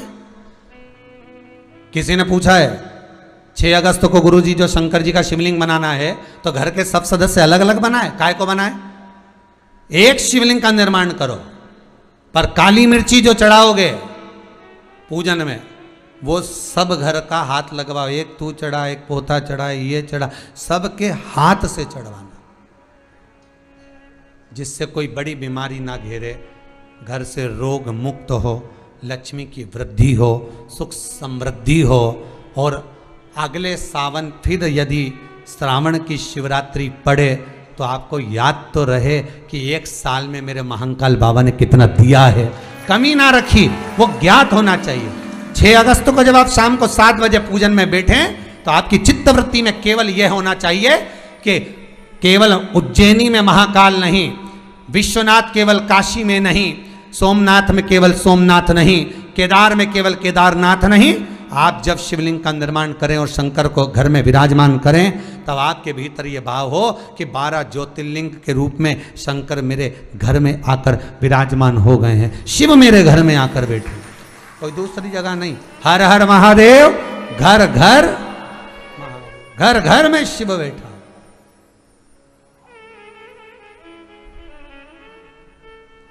प्रेम करो उससे, स्नेह करो उससे।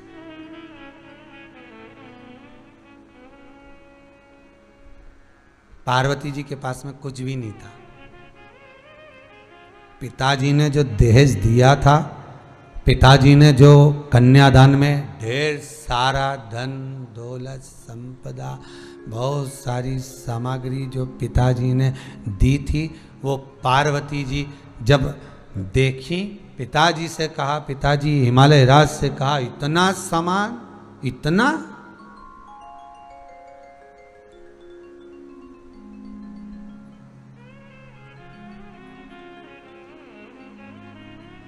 पिताजी इतना सारा सामान,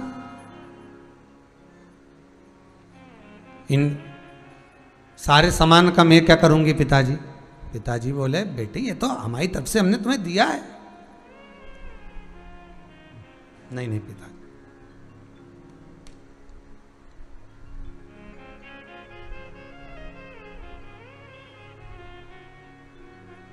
क्या करूंगी मैं इसका,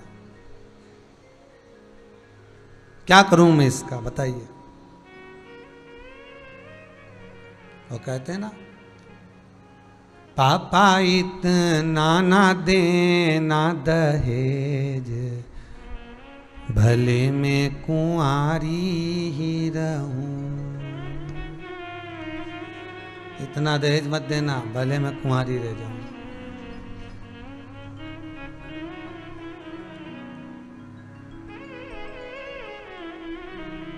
माथा गौरा जी के बिंदी सोहे, माथा गौरा जी के बिंदी सोहे, टीका ना लाना उधार, भले में कुंवारी रहूं।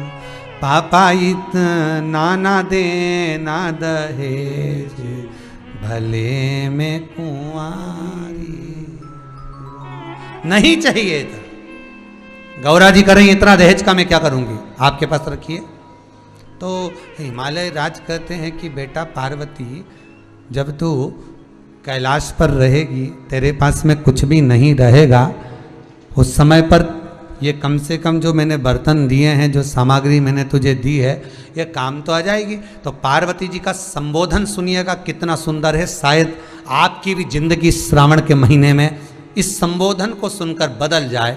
पार्वती जी कह रही हैं, पिताजी कह रहे हैं थोड़ा सामान हम तुमको दे देते हैं, जिससे तुम्हारी घर गृहस्थी अच्छी संभल जाएगी, बन जाएगी। केवल पिता एक ये नहीं सोचता कि हिमालय राज ने ये सोचा होगा, घर का प्रत्येक पिता, घर की प्रत्येक माँ यही सोच सोच के बूढ़ी हो जाती है कि बच्चों के लिए ये कर देना चाहिए, बच्चों के लिए ये रख देना चाहिए, बच्चों के लिए थोड़ा सा कपड़ा और रख दूं, बच्चों के लिए ये कर दूं, बच्चों के लिए वो कर दूं। बार बार घर के माता पिता उसको जोड़ने का प्रयास करते हैं, जोड़ने का प्रयास कर, छोड़ दिया, खूब छोड़ा, जोड़ा, छोड़ा, जोड़ा, छोड़ा।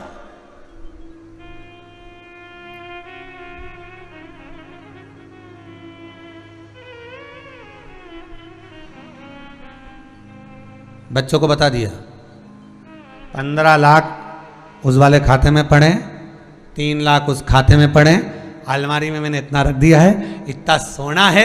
बच्चों को सब मालूम पड़ गया, बच्चों ने सोच लिया जब पिता इतना छोड़कर जा रहा है तो काम कौन करे, कौन करे।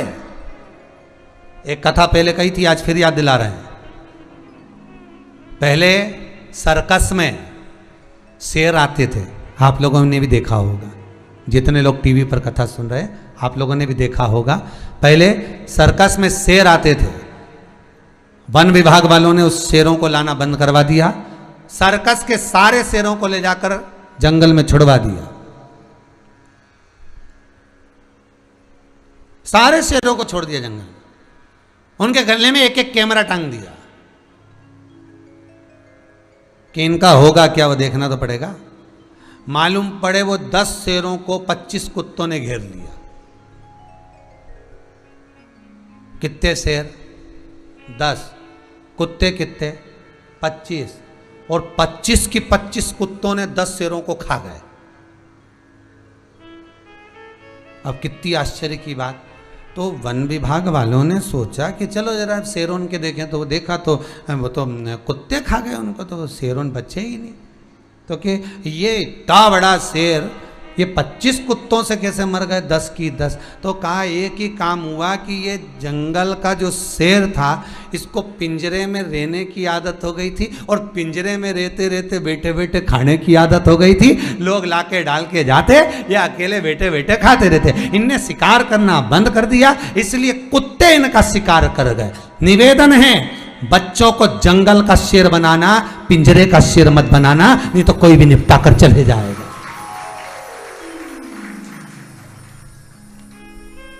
अपने बहू और बच्चों को, और बहू और बच्चों से भी निवेदन है, माता पिता की जायदाद पर कभी दृष्टि मत डालना, नहीं तो समझ लेना कि पिंजरे के शेर हो तुम, पिंजरे के शेर हो।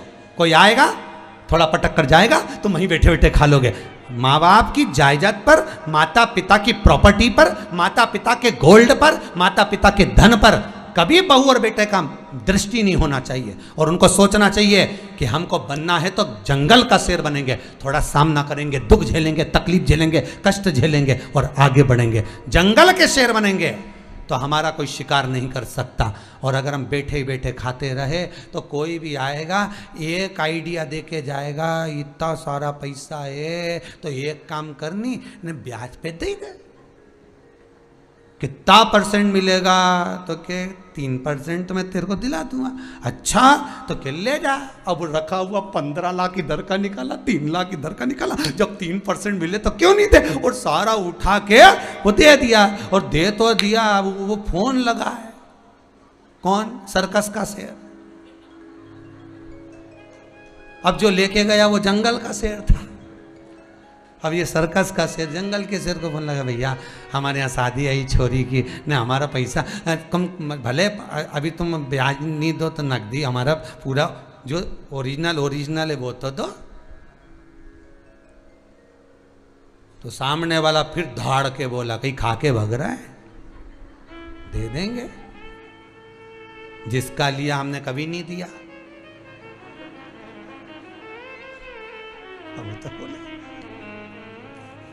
और धाड़ के बोला, अब जो धाड़ के बोला तो ये बापड़ा वैसे ही डरी गया। अब अगर तेज बोल दे तो फिर कल से नहीं दे तो इसने बेचारा ने फोन ही रख दिया। अच्छा कोई बात नहीं, जब आ जाए तो दे दोगे ना। हाँ, फिर 1-2 महीने बाद फिर आवाज़ लगाई, भैया पैसा। अब क्या इके नहीं लगाई, इके जगदम्बा के लगा दिया। अब वो शेर की शेरनी, अभी उससे कहा तुम्हारा पति पैसा ले गया था साहब, छोरी की शादी है। तो हमने लिया कहीं, जीने लिया उससे बात करो। और आज तो फोन लगा दिया घरे, आप अब मत लगा देना हो। अभी ने तो पूरी पल्ला झाड़ दिया। ले फिर निवेदन है, जंगल का शेर बना। पार्वती हिमालय राज्य कह रहे हैं, ये सारा दहेजा जितने बर्तन, ये आभूषण, ये रत्न, ये माणिक, ये मोती, ये सब तेरे हैं बेटी, ये काम आएंगे तेरे पास में, तो इसको संभाल कर रख ले। पार्वती जी कहती है, पिताजी सुनिए। बहुत सुंदर बात माता पार्वती ने कहा अपने पिता से, पिता मुझे ये धन दौलत संपदा नहीं चाहिए। अगर आप अपनी बेटी को अगर कुछ देना चाहते हो पिताजी, तो बस बेटी को आशीर्वाद ऐसा दे देना कि ये बेटी जब दुख भी पड़े तो तुम्हारे दरवाजे पर मांगने ना खड़ी हो। इतना बल दे देना आशीर्वाद में। ये आशीर्वाद हमारे बच्चों को, हमारी बहुओं को हमें देना है, धन नहीं।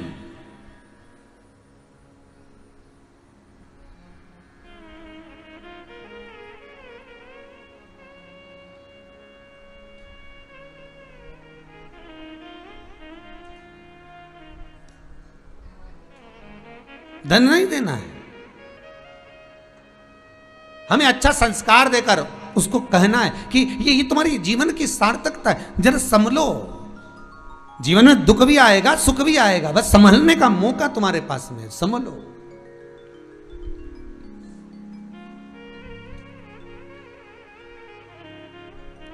कई लोग कहते हैं महाराज जी फोन लगा के आशीष जी के पास आवे, महाराज विजय जी के पास आवे, आकाश जी के पास फोन आवे। लोग कहते हैं कि हम कुबेरेश्वर धाम आना चाहते हैं, हम बहुत तकलीफ में हैं, बड़े दुख में हैं, हम कुबेरेश्वर धाम आना चाहते हैं। तो सब कहते हैं लॉकडाउन चल रहा है, क्या करोगे आके?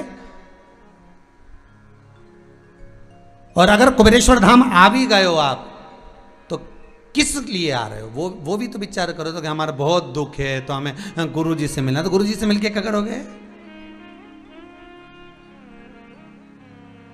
गुरु की करनी गुरु भरेगा, चेला की करनी चेला उड़ जाएगा हंस अकेला। ना गुरु काम आए ना चेला काम आए, आए तो केवल शंकर काम आए। अगर कुबेरेश्वर धाम भी आए हो, दुख है, तकलीफ है, कष्ट है, बीमारी है, रोग है, तो यहां आकर किसी से नहीं कहना, भूमि पर खड़े होकर कंकर में शंकर है सुन रहे हो। जिस चीज के लिए सुन रहे हो, मेरा देव अधिदेव कुबेर भंडारी तुमको 3 महीने में दे ही देगा, ये पक्का है। विश्वास रखकर सुन रहे हो, वो कमी नहीं रख सकता, वो कमी रखता ही नहीं है।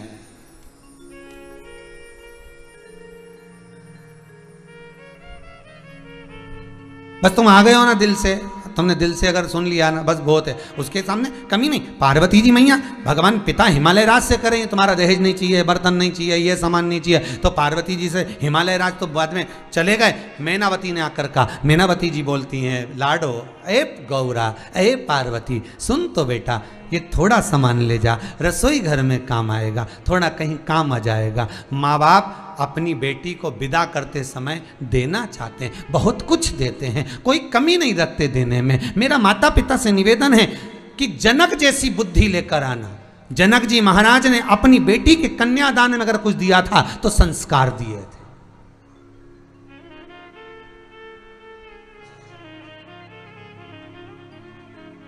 आज के ज़माने की माताएं बेटी के कन्यादान में संस्कार तो कम देती है, 8 दिन पहले से कहना चालू कर, जितना देर से बने उतना ही करना।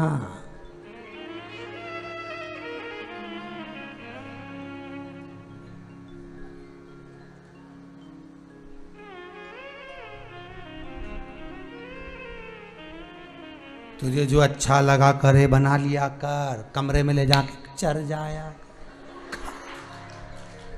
ये बुद्धि है, ये विवेक। और यही कि यही काम तुम्हारी बहू करे तो, जो तुम बेटी को कह रही हो बना लिया कर, कमरे में ले जा, खा जा।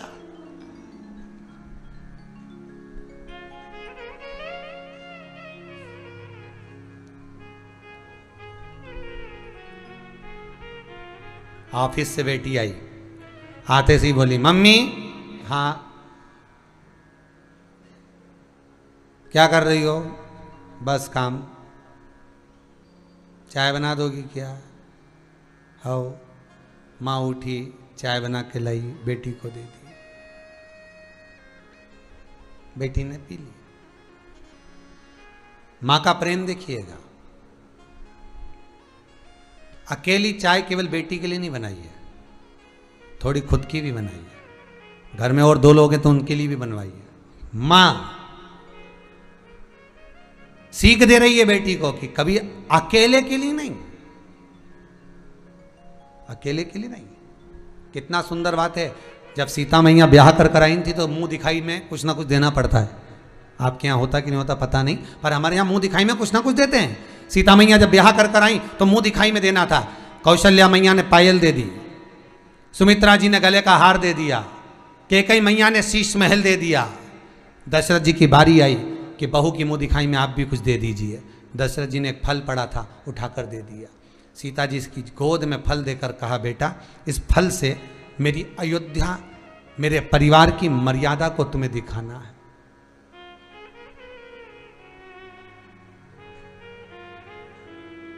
एक फल दिया, मर्यादा दिखा दो। सीता जी ने कहा जी पिताजी कल तक दिखा ना। और कल जानकी जी आई तो जितने घर के सदस्य थे उतने फल के टुकड़े कर लेकर आई, फल के टुकड़े कर लेकर आई। तो दशरथ जी की गोदी में लाकर दिया, क्या मर्यादा? ये लीजिए प्रभु। पिताजी ये लीजिए। पिताजी ने पूछा ये क्या है?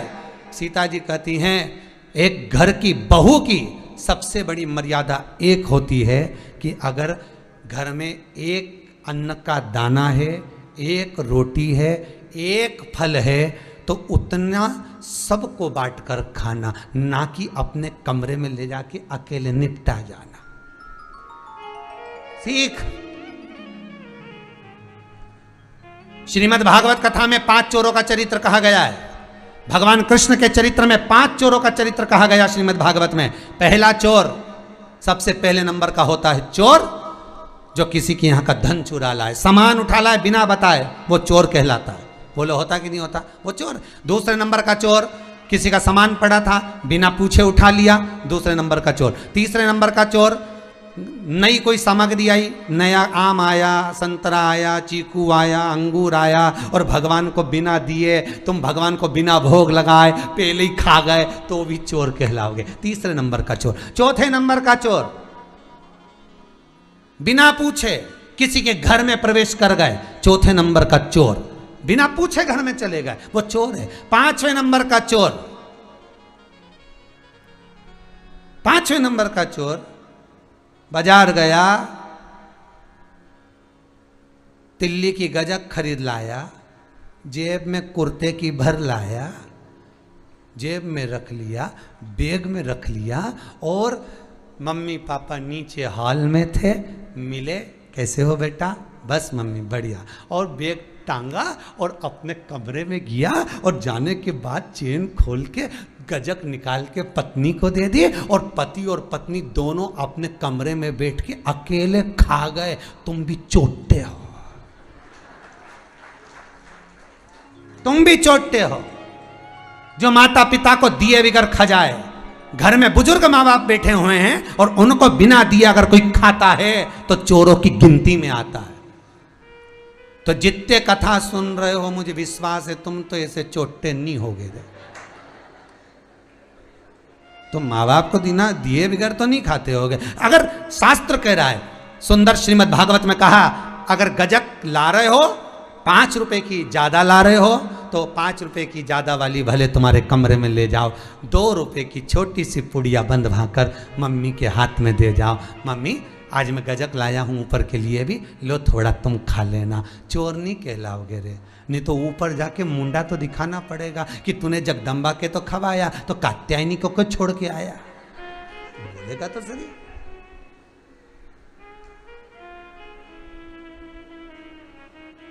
जो माता पिता को दिए बिगर खा जाए वो चोर है, वो भी चोटे की गिनती में आता है। और गलती हो भी गई हो ना तो संभाल लेना, अपने शिव पुराण की कथा चल रही है, अब आगे से गलती नहीं होगी। अगर अंगूर लाऊंगा तो सबके लिए लाऊंगा, भले थैली में से निकाल के दो दे दूंगा, पर अंगूर सबके दूंगा। कुछ भी लाऊंगा माता पिता को जरूर दूंगा, क्यों? माता पिता ने जब मां अपने स्तनपान को कराती है, शिव महापुराण की कथा में वर्णन आता है, गर्ग संहिता में वर्णन आता है, स्वयं गरुड़ पुराण में वर्णन आता है कि मां अपने स्तन का जब पान कराती है तो केवल दूध नहीं पिलाती, मां अपने रक्त तक को दे देती है उस बच्चे का पेट भरने के लिए। कोई साधारण नहीं होती मां, माता पिता कोई सहज है।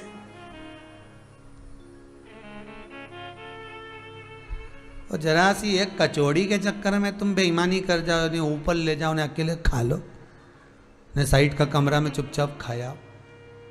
अरे दोनों जनी पति पत्नी घूमने भी गए हो ना कहीं ठेला पे, वो मीन क्या चाउमीन, हाँ वही, जो भी कुछ खाओ तो तुम ठेला पे भी खाओ ना तो थोड़ा सा कह दो, एक पैकेट बांध दे जरा हमारी अम्मा, तो हाँ, पत्नी क्या है वो बुढ़ापे में कहीं मीन चाउमीन खाए, तो बेटा कह देना। अरे बच्चा और बुढ़ा दोनों एक बराबर होते हैं। बच्चे को जैसा खाने का शौक होता है उतना जैसे जैसे बुढ़ापा आते जाता है खाने का शौक बढ़ते चले जाता है। कुछ नहीं, आधी चम्मच खाएगी, फेंक देंगे, कुत्ते को डाल देंगे, पर लेके जरूर जाऊंगा, ले जाऊंगा।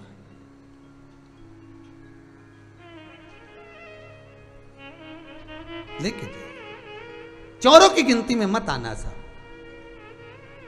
चोर मत बनना। देखकर तो माँ पार्वती मैया हिमालय राज से कर रही थी तो हिमालय राज ने मना कर दिया। अब यहाँ तो हिमालय राज गए तो मैनावती आ गई, मैनावती ने कहा बेटा थोड़ा सा तो सामान ले जा। पार्वती जी कहती है अगर ये दहेज का सामान लेकर जाती हूं तो इसमें मेरे पति का अपमान होगा। सुनिए कितना सुंदर संवाद है। अगर मैं दहेज का सामान लेकर जाती हूं तो इसमें मेरे पति का अपमान है, मेरे पति का अपमान होगा अगर दहेज का सामान लेकर जाऊंगी तो। और एक आज की नारी मायके से सामान लाती है तो अपने आप को गौरव महसूस करती है, मैं प्लास्टिक के 6 डब्बे लाई हूं, मैं ये भी सामान लाई, मैं वो भी सामान। पर यहां पार्वती जी कह रही है मेरे पति को नीचा देखना पड़ेगा। अगर मैं दहेज का सामान लेकर गई, अगर मैं पिताजी आपके द्वारा दिया हुआ ये पुरस्कार लेकर गई तो मेरा पति नीचे देखेगा। क्या मेरे घर में नहीं था? क्या मेरे पास कमी थी? यही तो बात होती है ना। मंदिर में जाओ शंकर जी के, मंदिर में जाओ गोवर्धन नाथ जी के, ठाकुर जी की हवेली जाओ और पड़ोसन से क्यों जरा 10 रुपए देते, अभी चढ़ाना है फिर मैं तेरे को घर पे दे दूंगी। तो भगवान सोचेगा मेरे दरवाजे में आकर, मेरी चौखट पर आकर, उसके बाद भी तू दूसरे से भीख मांग रही है तो मेरे को नीचा दिखा रही। भगवान कहेगा जब ये तेरा पेट भर देती है तो तू इससे ही मांग, फिर मेरे पास क्यों आई।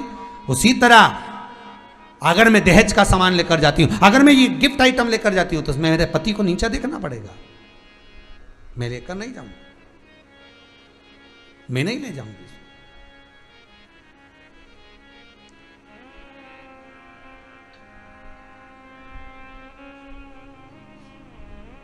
दे दिया, आप रखो मां। नंदी सामने आया, शिव शंकर ने पार्वती जी को हस्त देकर नंदी पर चढ़ाया। शिव नंदी पर बैठे चले। मैनावती फूट फूट कर रो रही हैं। माता मैनावती हिमालय राज से गले लग कर रो रही हैं,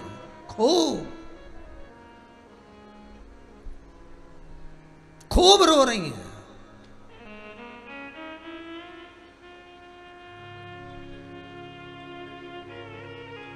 हिमालय राज ने पूछा क्यों रो रही हो मैनावती, रोने का कारण क्या है, किस लिए रो रही हो? मैनावती कहती हैं रोना इस बात का आ रहा है कि बेटी जिस घर में ब्याह कर कर गई है ना तो घर का ठिकाना है, ना बर्तन का ठिकाना है, ना भोजन का ठिकाना है, फिर बेटी वहाँ रहेगी कैसे? हिमालय राज अपनी मैनावती से कहते हैं, इस ललाट पर जो लिखा है उसे कोई टाल नहीं सका। भोजन भजन ये सब परमात्मा जितना लिख कर भेजा है उतना तो मिलना ही है, मिलना ही है। क्यों दुख करना? जैसा दुख मैनावती को है कि होगा क्या। एक बार गंगा मैया की आंख में भी अश्रु थे, गंगा मैया की आंख में भी आंसू भरे हुए थे। तो भगवान विष्णु ने पूछ लिया गंगे, ए गंगा क्या बात है, तुम्हारी आंखों में जल भरा हुआ है, तुम रो रही हो? गंगा जी कहती है, मेरे रोने का केवल एक कारण है। क्या? कि मेरे जल में पुण्य आत्मा भी आती है और पापी आत्मा भी आती है। पुण्य आत्मा भी मेरे जल में आ रही है और पापी आत्मा भी मेरे जल में आ रही है। बस दुख एक बात का है,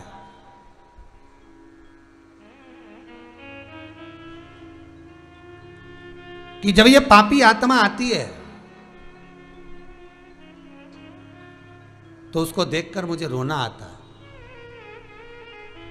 तो क्यों रो रही हो?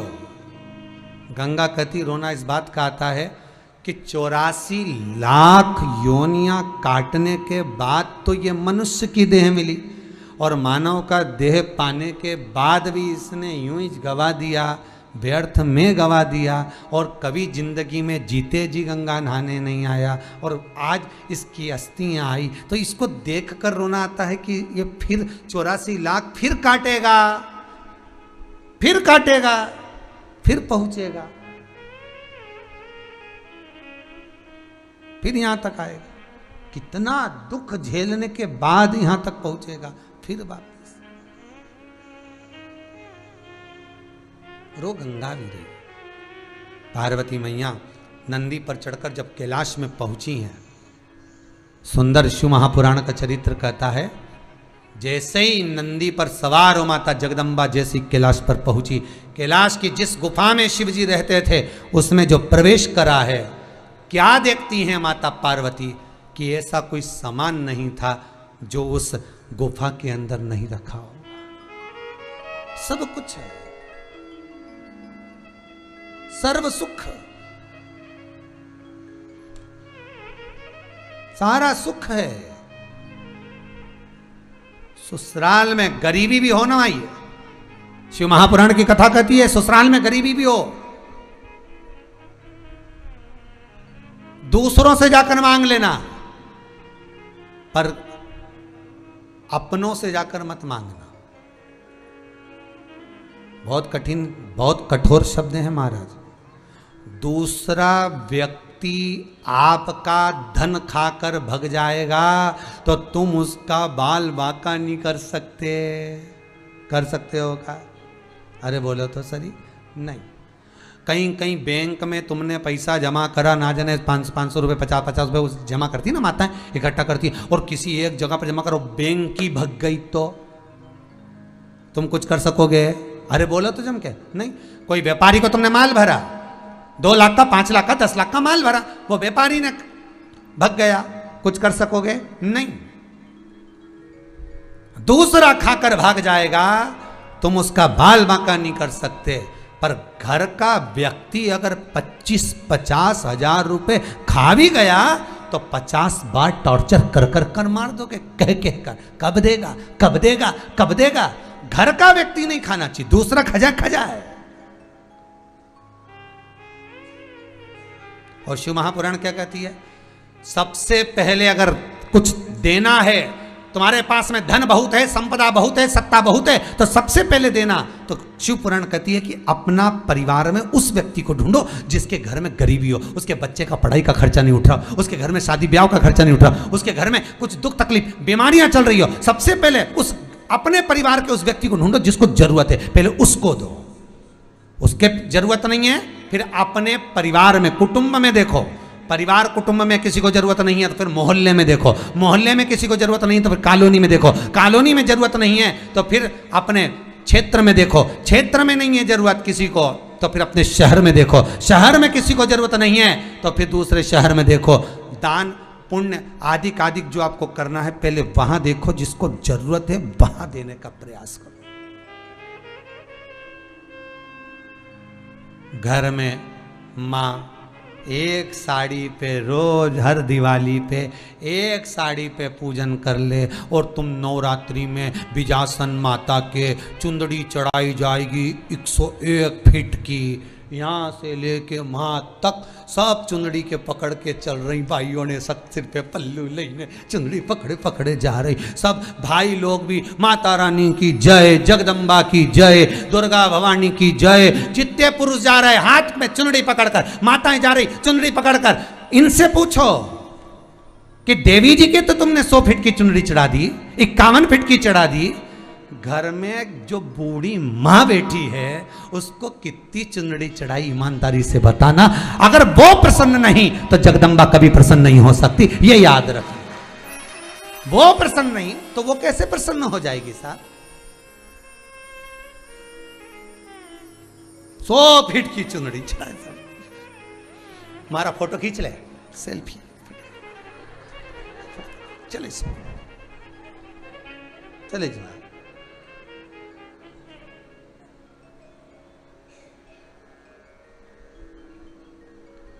वो माता रानी भी कहती है पहले घर की माता को चुनड़ी चढ़ाई हो तो मुझे चढ़ाना रे भैरू, वो भी कह देती है नहीं चढ़ाना भी नहीं, तू अगर चढ़ाए तो पहले माता अपने घर की माता को, अपने घर की माँ को पूछो, मम्मी बाजार जा रहे हैं, करवा चौथ का दिन है, दुल्हन को साड़ी दिलाने जा रहा हूँ, आपके लिए क्या लेकर आऊँ।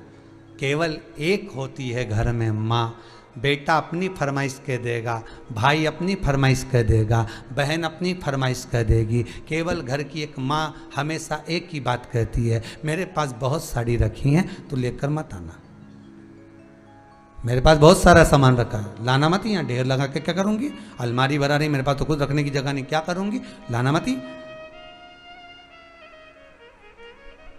पर पत्नी के मुंडा से कभी ये निकला, पत्नी के मुख से कभी ये शब्द निकला कि अलमारी भरा रही है, नहीं जाऊं करवा चौथ पे साड़ी लेने, नहीं लेके आऊं, और एक बार मत दिलाओ, फिर चलनी में मुंडा देख के बताओ, तो मत दिलाओ एक बार की साड़ी।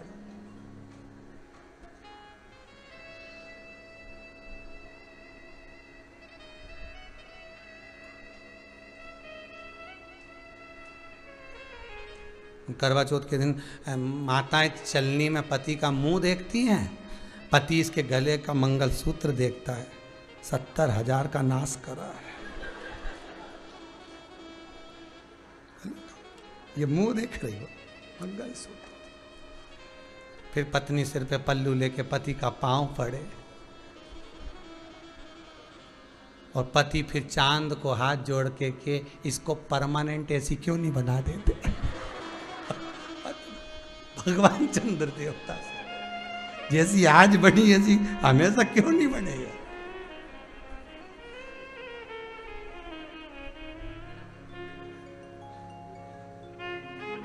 वो भगवान है।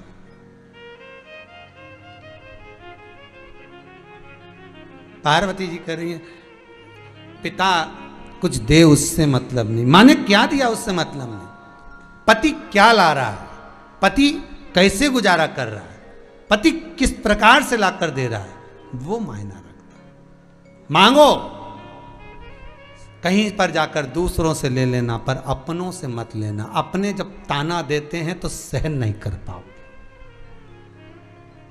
और एक बात और आज कहेंगे आपसे, शिव महापुराण का इस गंगा चरित्र में आज एक बात अपनी जिंदगी में उतारना, भगवान विश्वनाथ से इतना जरूर कहना कि ये हाथ, ये मस्तक किसी के आगे ना झुके, विश्वनाथ शंकर तेरी चौखट पर झुके। मांगूं तो तुझसे मांगूं, देऊं तो तुझे देऊं, प्राप्त करूं तो तुझसे करूं। दूसरी जगह ना जाओ।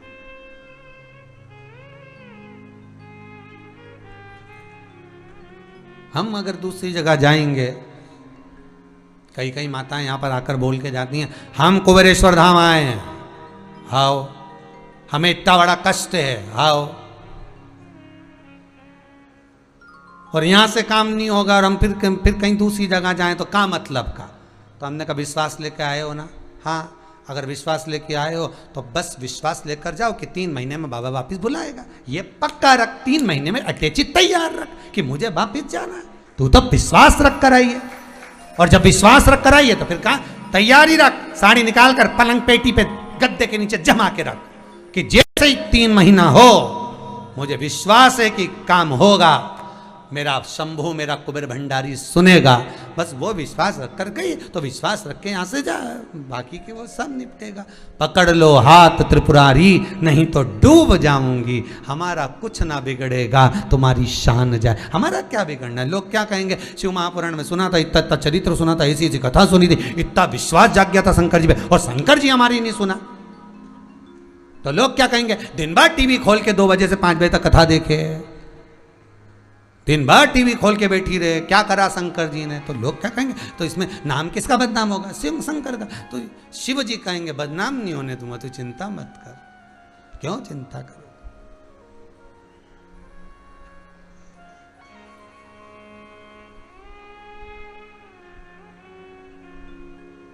मैं तुझे बदनाम नहीं होने दूंगा, तो चिंता मत कर, बस तू मेरा स्मरण कर, मेरा स्मरण। और जब तू मेरे स्मरण में डूबेगी, जब तू मेरे स्मरण में डूबेगा, पार्वती जी ने कुछ नहीं करा, केवल एक काम करती थी, शंकर की आराधना में लगी रहती थी। विवाह करने के बाद भी शिव की आराधना कर रही है। शंकर ने क्या करा? पार्वती जी जब आराधना करने बैठती थी तब उसका भंडार शिव जी भर देते। वही बात तो हमने पहले भी कथा में कहा, तुम भजन में लगो,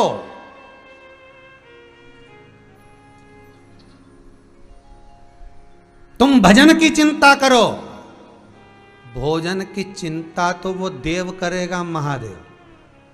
तुम कथा में लगो, रसोई घर में वो लगेगा। तुम सत्संग में लगो, संसार में वो लगेगा। कीर्तन तुम करो। मनुष्य को पैदा करने से पहले जब माता के गर्भ से बच्चा जन्म लेता है, दोनों मुष्टिकाएं बंद होती है, प्रतिज्ञा कराता है भगवान, मेरा शंकर प्रतिज्ञा कराता है, बोल कि माता के गर्भ से जब बाहर निकलेगा तो भजन करूंगा।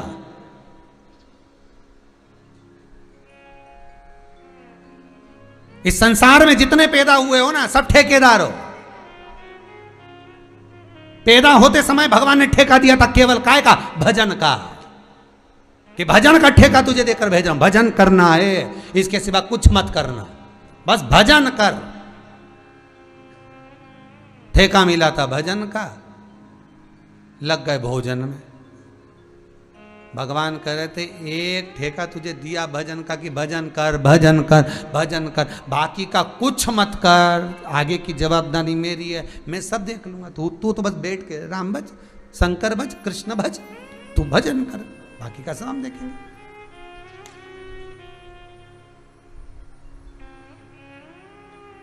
छोड़ दिया मैंने खाना पीना तेरी याद में, छोड़ दिया मैंने खाना पीना तेरी याद में, मेरे नैनन बरसे नीर सखी मैं काशी जाऊंगी, मेरे मन में नहीं है धीर सखीरी में काशी जाऊंगी, काशी जाऊंगी, उज्जैनी जाऊंगी, मेरे मन में नहीं है धीर सखीरी में काशी जाऊंगी। बस वो चित्त जुड़ गया, मन दिल तुझको दिया ओ भोलेनाथ, दिल तुझको दिया ओ भोलेनाथ, दिल तुझको दिया ओ भोलेनाथ, दिल तुझको दिया ओ भोलेनाथ। ये क्या कर दिया ओ भोलेनाथ, ये क्या कर दिया ओ भोलेनाथ, ये क्या कर दिया ओ भोलेनाथ, ये क्या कर दिया ओ भोलेनाथ। मेरे ओ भोलेनाथ, ओ भोलेनाथ, मेरे ओ भोलेनाथ, ओ भोलेनाथ, मेरे ओ भोलेनाथ, ओ भोलेनाथ, मेरे ओ भोलेनाथ, ओ भोलेनाथ। दिल तुझको दिया ओ भोलेनाथ, दिल तुझको दिया ओ भोलेनाथ, ये दिया ओ भोलेनाथ, ये क्या कर दिया ओ भोलेनाथ। हो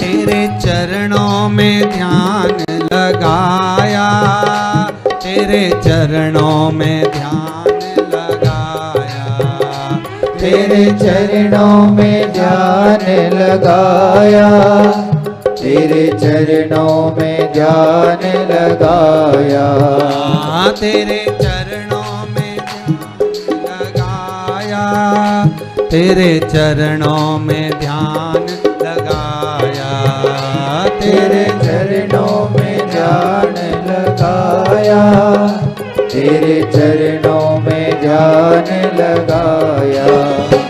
मुझे अपना लिया ओ भोलेनाथ, मुझे अपना लिया ओ भोलेनाथ, दिल तुझको दिया ओ भोलेनाथ, दिल तुझको दिया ओ भोलेनाथ, मेरे ओ भोलेनाथ, ओ भोलेनाथ, मेरे ओ भोलेनाथ, ओ भोलेनाथ, मेरे ओ भोलेनाथ, ओ भोलेनाथ, मेरे ओ भोलेनाथ, ओ भोलेनाथ। दिल तुझको दिया जय हो। ओ भोलेनाथ, दिल तुझको दिया ओ भोलेनाथ,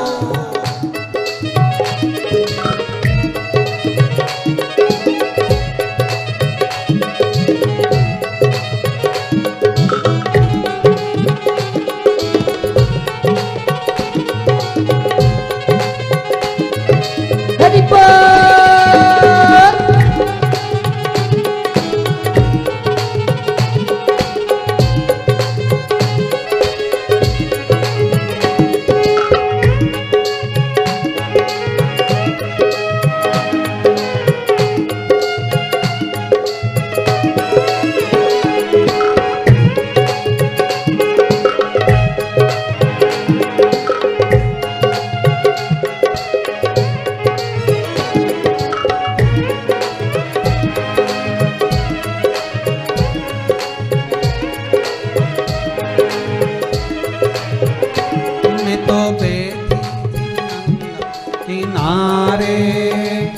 तो बैठी थी गंगा किनारे, मैं तो बैठी थी गंगा किनारे, मैं तो बैठी थी गंगा किनारे, मैं तो बैठी थी गंगा किनारे, मैं तो बैठी थी गंगा किनारे, मैं तो बैठी थी गंगा किनारे, मैं तो बैठी थी गंगा किनारे। आके दर्शन दिया ओ भोलेनाथ, आके दर्शन दिया ओ भोलेनाथ, दिल तुझको दिया ओ भोलेनाथ, दिल तुझको दिया ओ भोलेनाथ, मेरे ओ भोलेनाथ, ओ भोलेनाथ, मेरे ओ भोलेनाथ, ओ भोलेनाथ, मेरे ओ भोलेनाथ, ओ भोलेनाथ, मेरे ओ भोलेनाथ, ओ भोलेनाथ, दिल तुझको दिया जय हो। ओ भोलेनाथ, दिल तुझको दिया ओ भोलेनाथ, दिल तुझको दिया ओ भोलेनाथ, दिल तुझको दिया ओ भोलेनाथ, ये क्या कर दिया ओ भोलेनाथ, ये क्या कर दिया ओ भोलेनाथ। भगवान शिव को केवल चित्त वृत्ति प्रेम की दे दीजिए। जब शंकर को प्रेम की चित्त वृत्ति दे दोगे, जब प्रेम समर्पित कर दोगे, प्रेम की चित्त वृत्ति आपने शिव को समर्पित कर दी, बस उस समय सुख प्राप्त हो गया। शंकर कहते हैं कि तू भजन कर, परिवार में देखूंगा। पार्वती मैया भगवान शिव के भजन में डूबी रही।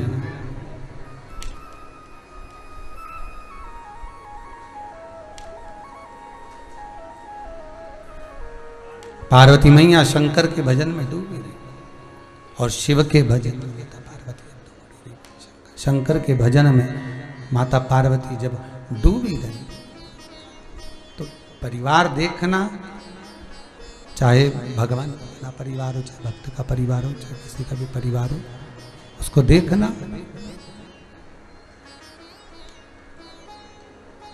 ये फिर शिव देखे परिवार को, फिर शंकर देखे परिवार को।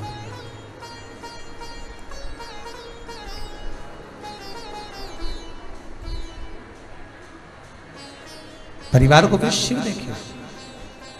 आप तो केवल भजन में चित्त वृत्ति को लगाइए, भजन में भगवान को लग जाइए, और जब भगवान के भजन में इस चित्त वृत्ति को, इस मन को आप लगा लोगे, फिर भगवान देखता रहे, बस उसको देखना। गंगा मैया कृष्ण भगवान को देख रहे हैं, कृष्ण भगवान गंगा जी को देख रहे, राधा जी को क्रोध आया। गंगा जी ने राधा जी को समझाया कि देखने में अंतर होता है, ये नयनों का अंतर है देखने में।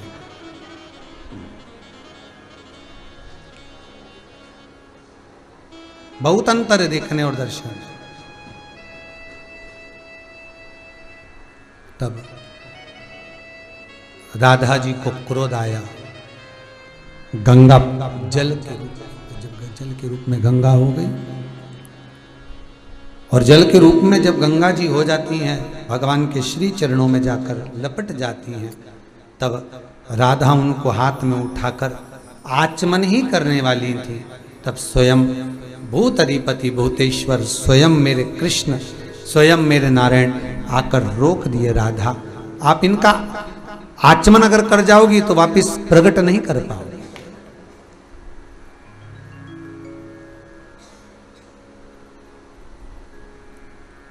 अगर आचमन कर गई तो प्रकट नहीं कर पाओगे।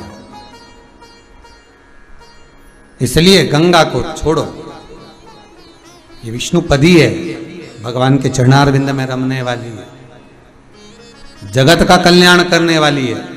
शंकर जी कहते हैं जिस स्थान से गंगा निकल कर जाती है, बह कर जाती है, वहां की बालू रेत भी संसार के मनुष्य का कल्याण कर देती। बालू रेत भी, जल तो अपनी जगह पर है महाराज, केवल एक रेत भी, बालू का कण भी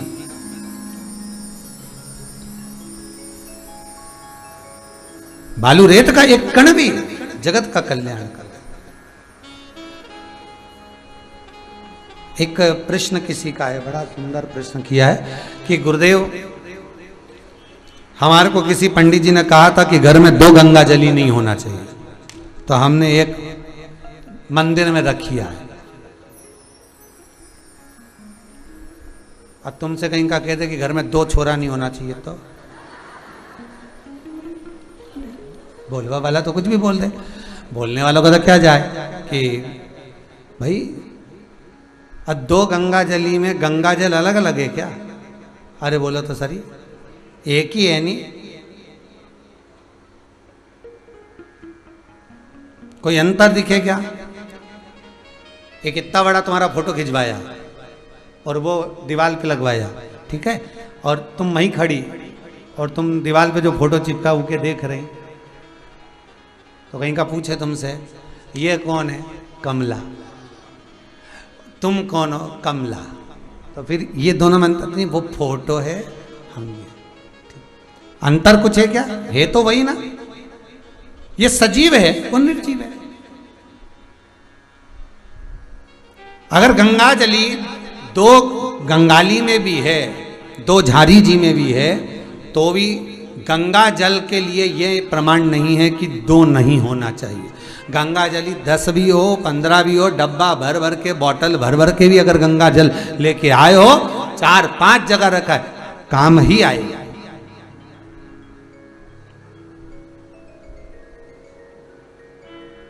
काम ही आना है, वो उसमें भेद नहीं है।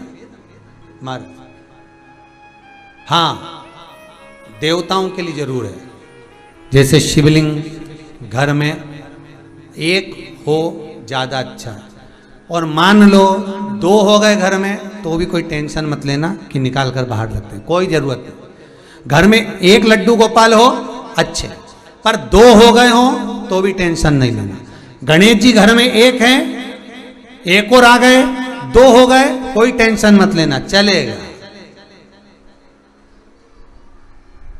पर घर में पितर की पातड़ी, पितरों की पातड़ी, पितरों के चरण, पितर पातरी या पितरों का जो भी चीज होती है, वो कभी 2 नहीं होना चाहिए, वो केवल एक। कुल देवी 2 नहीं होना चाहिए, 1।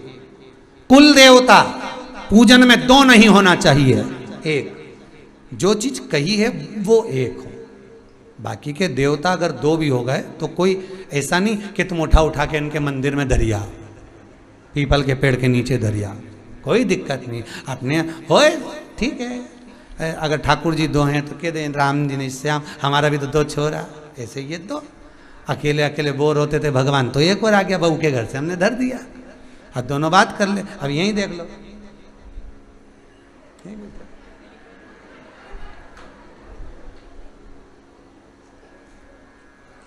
दो बेटे, तो वो तो बात की बात है।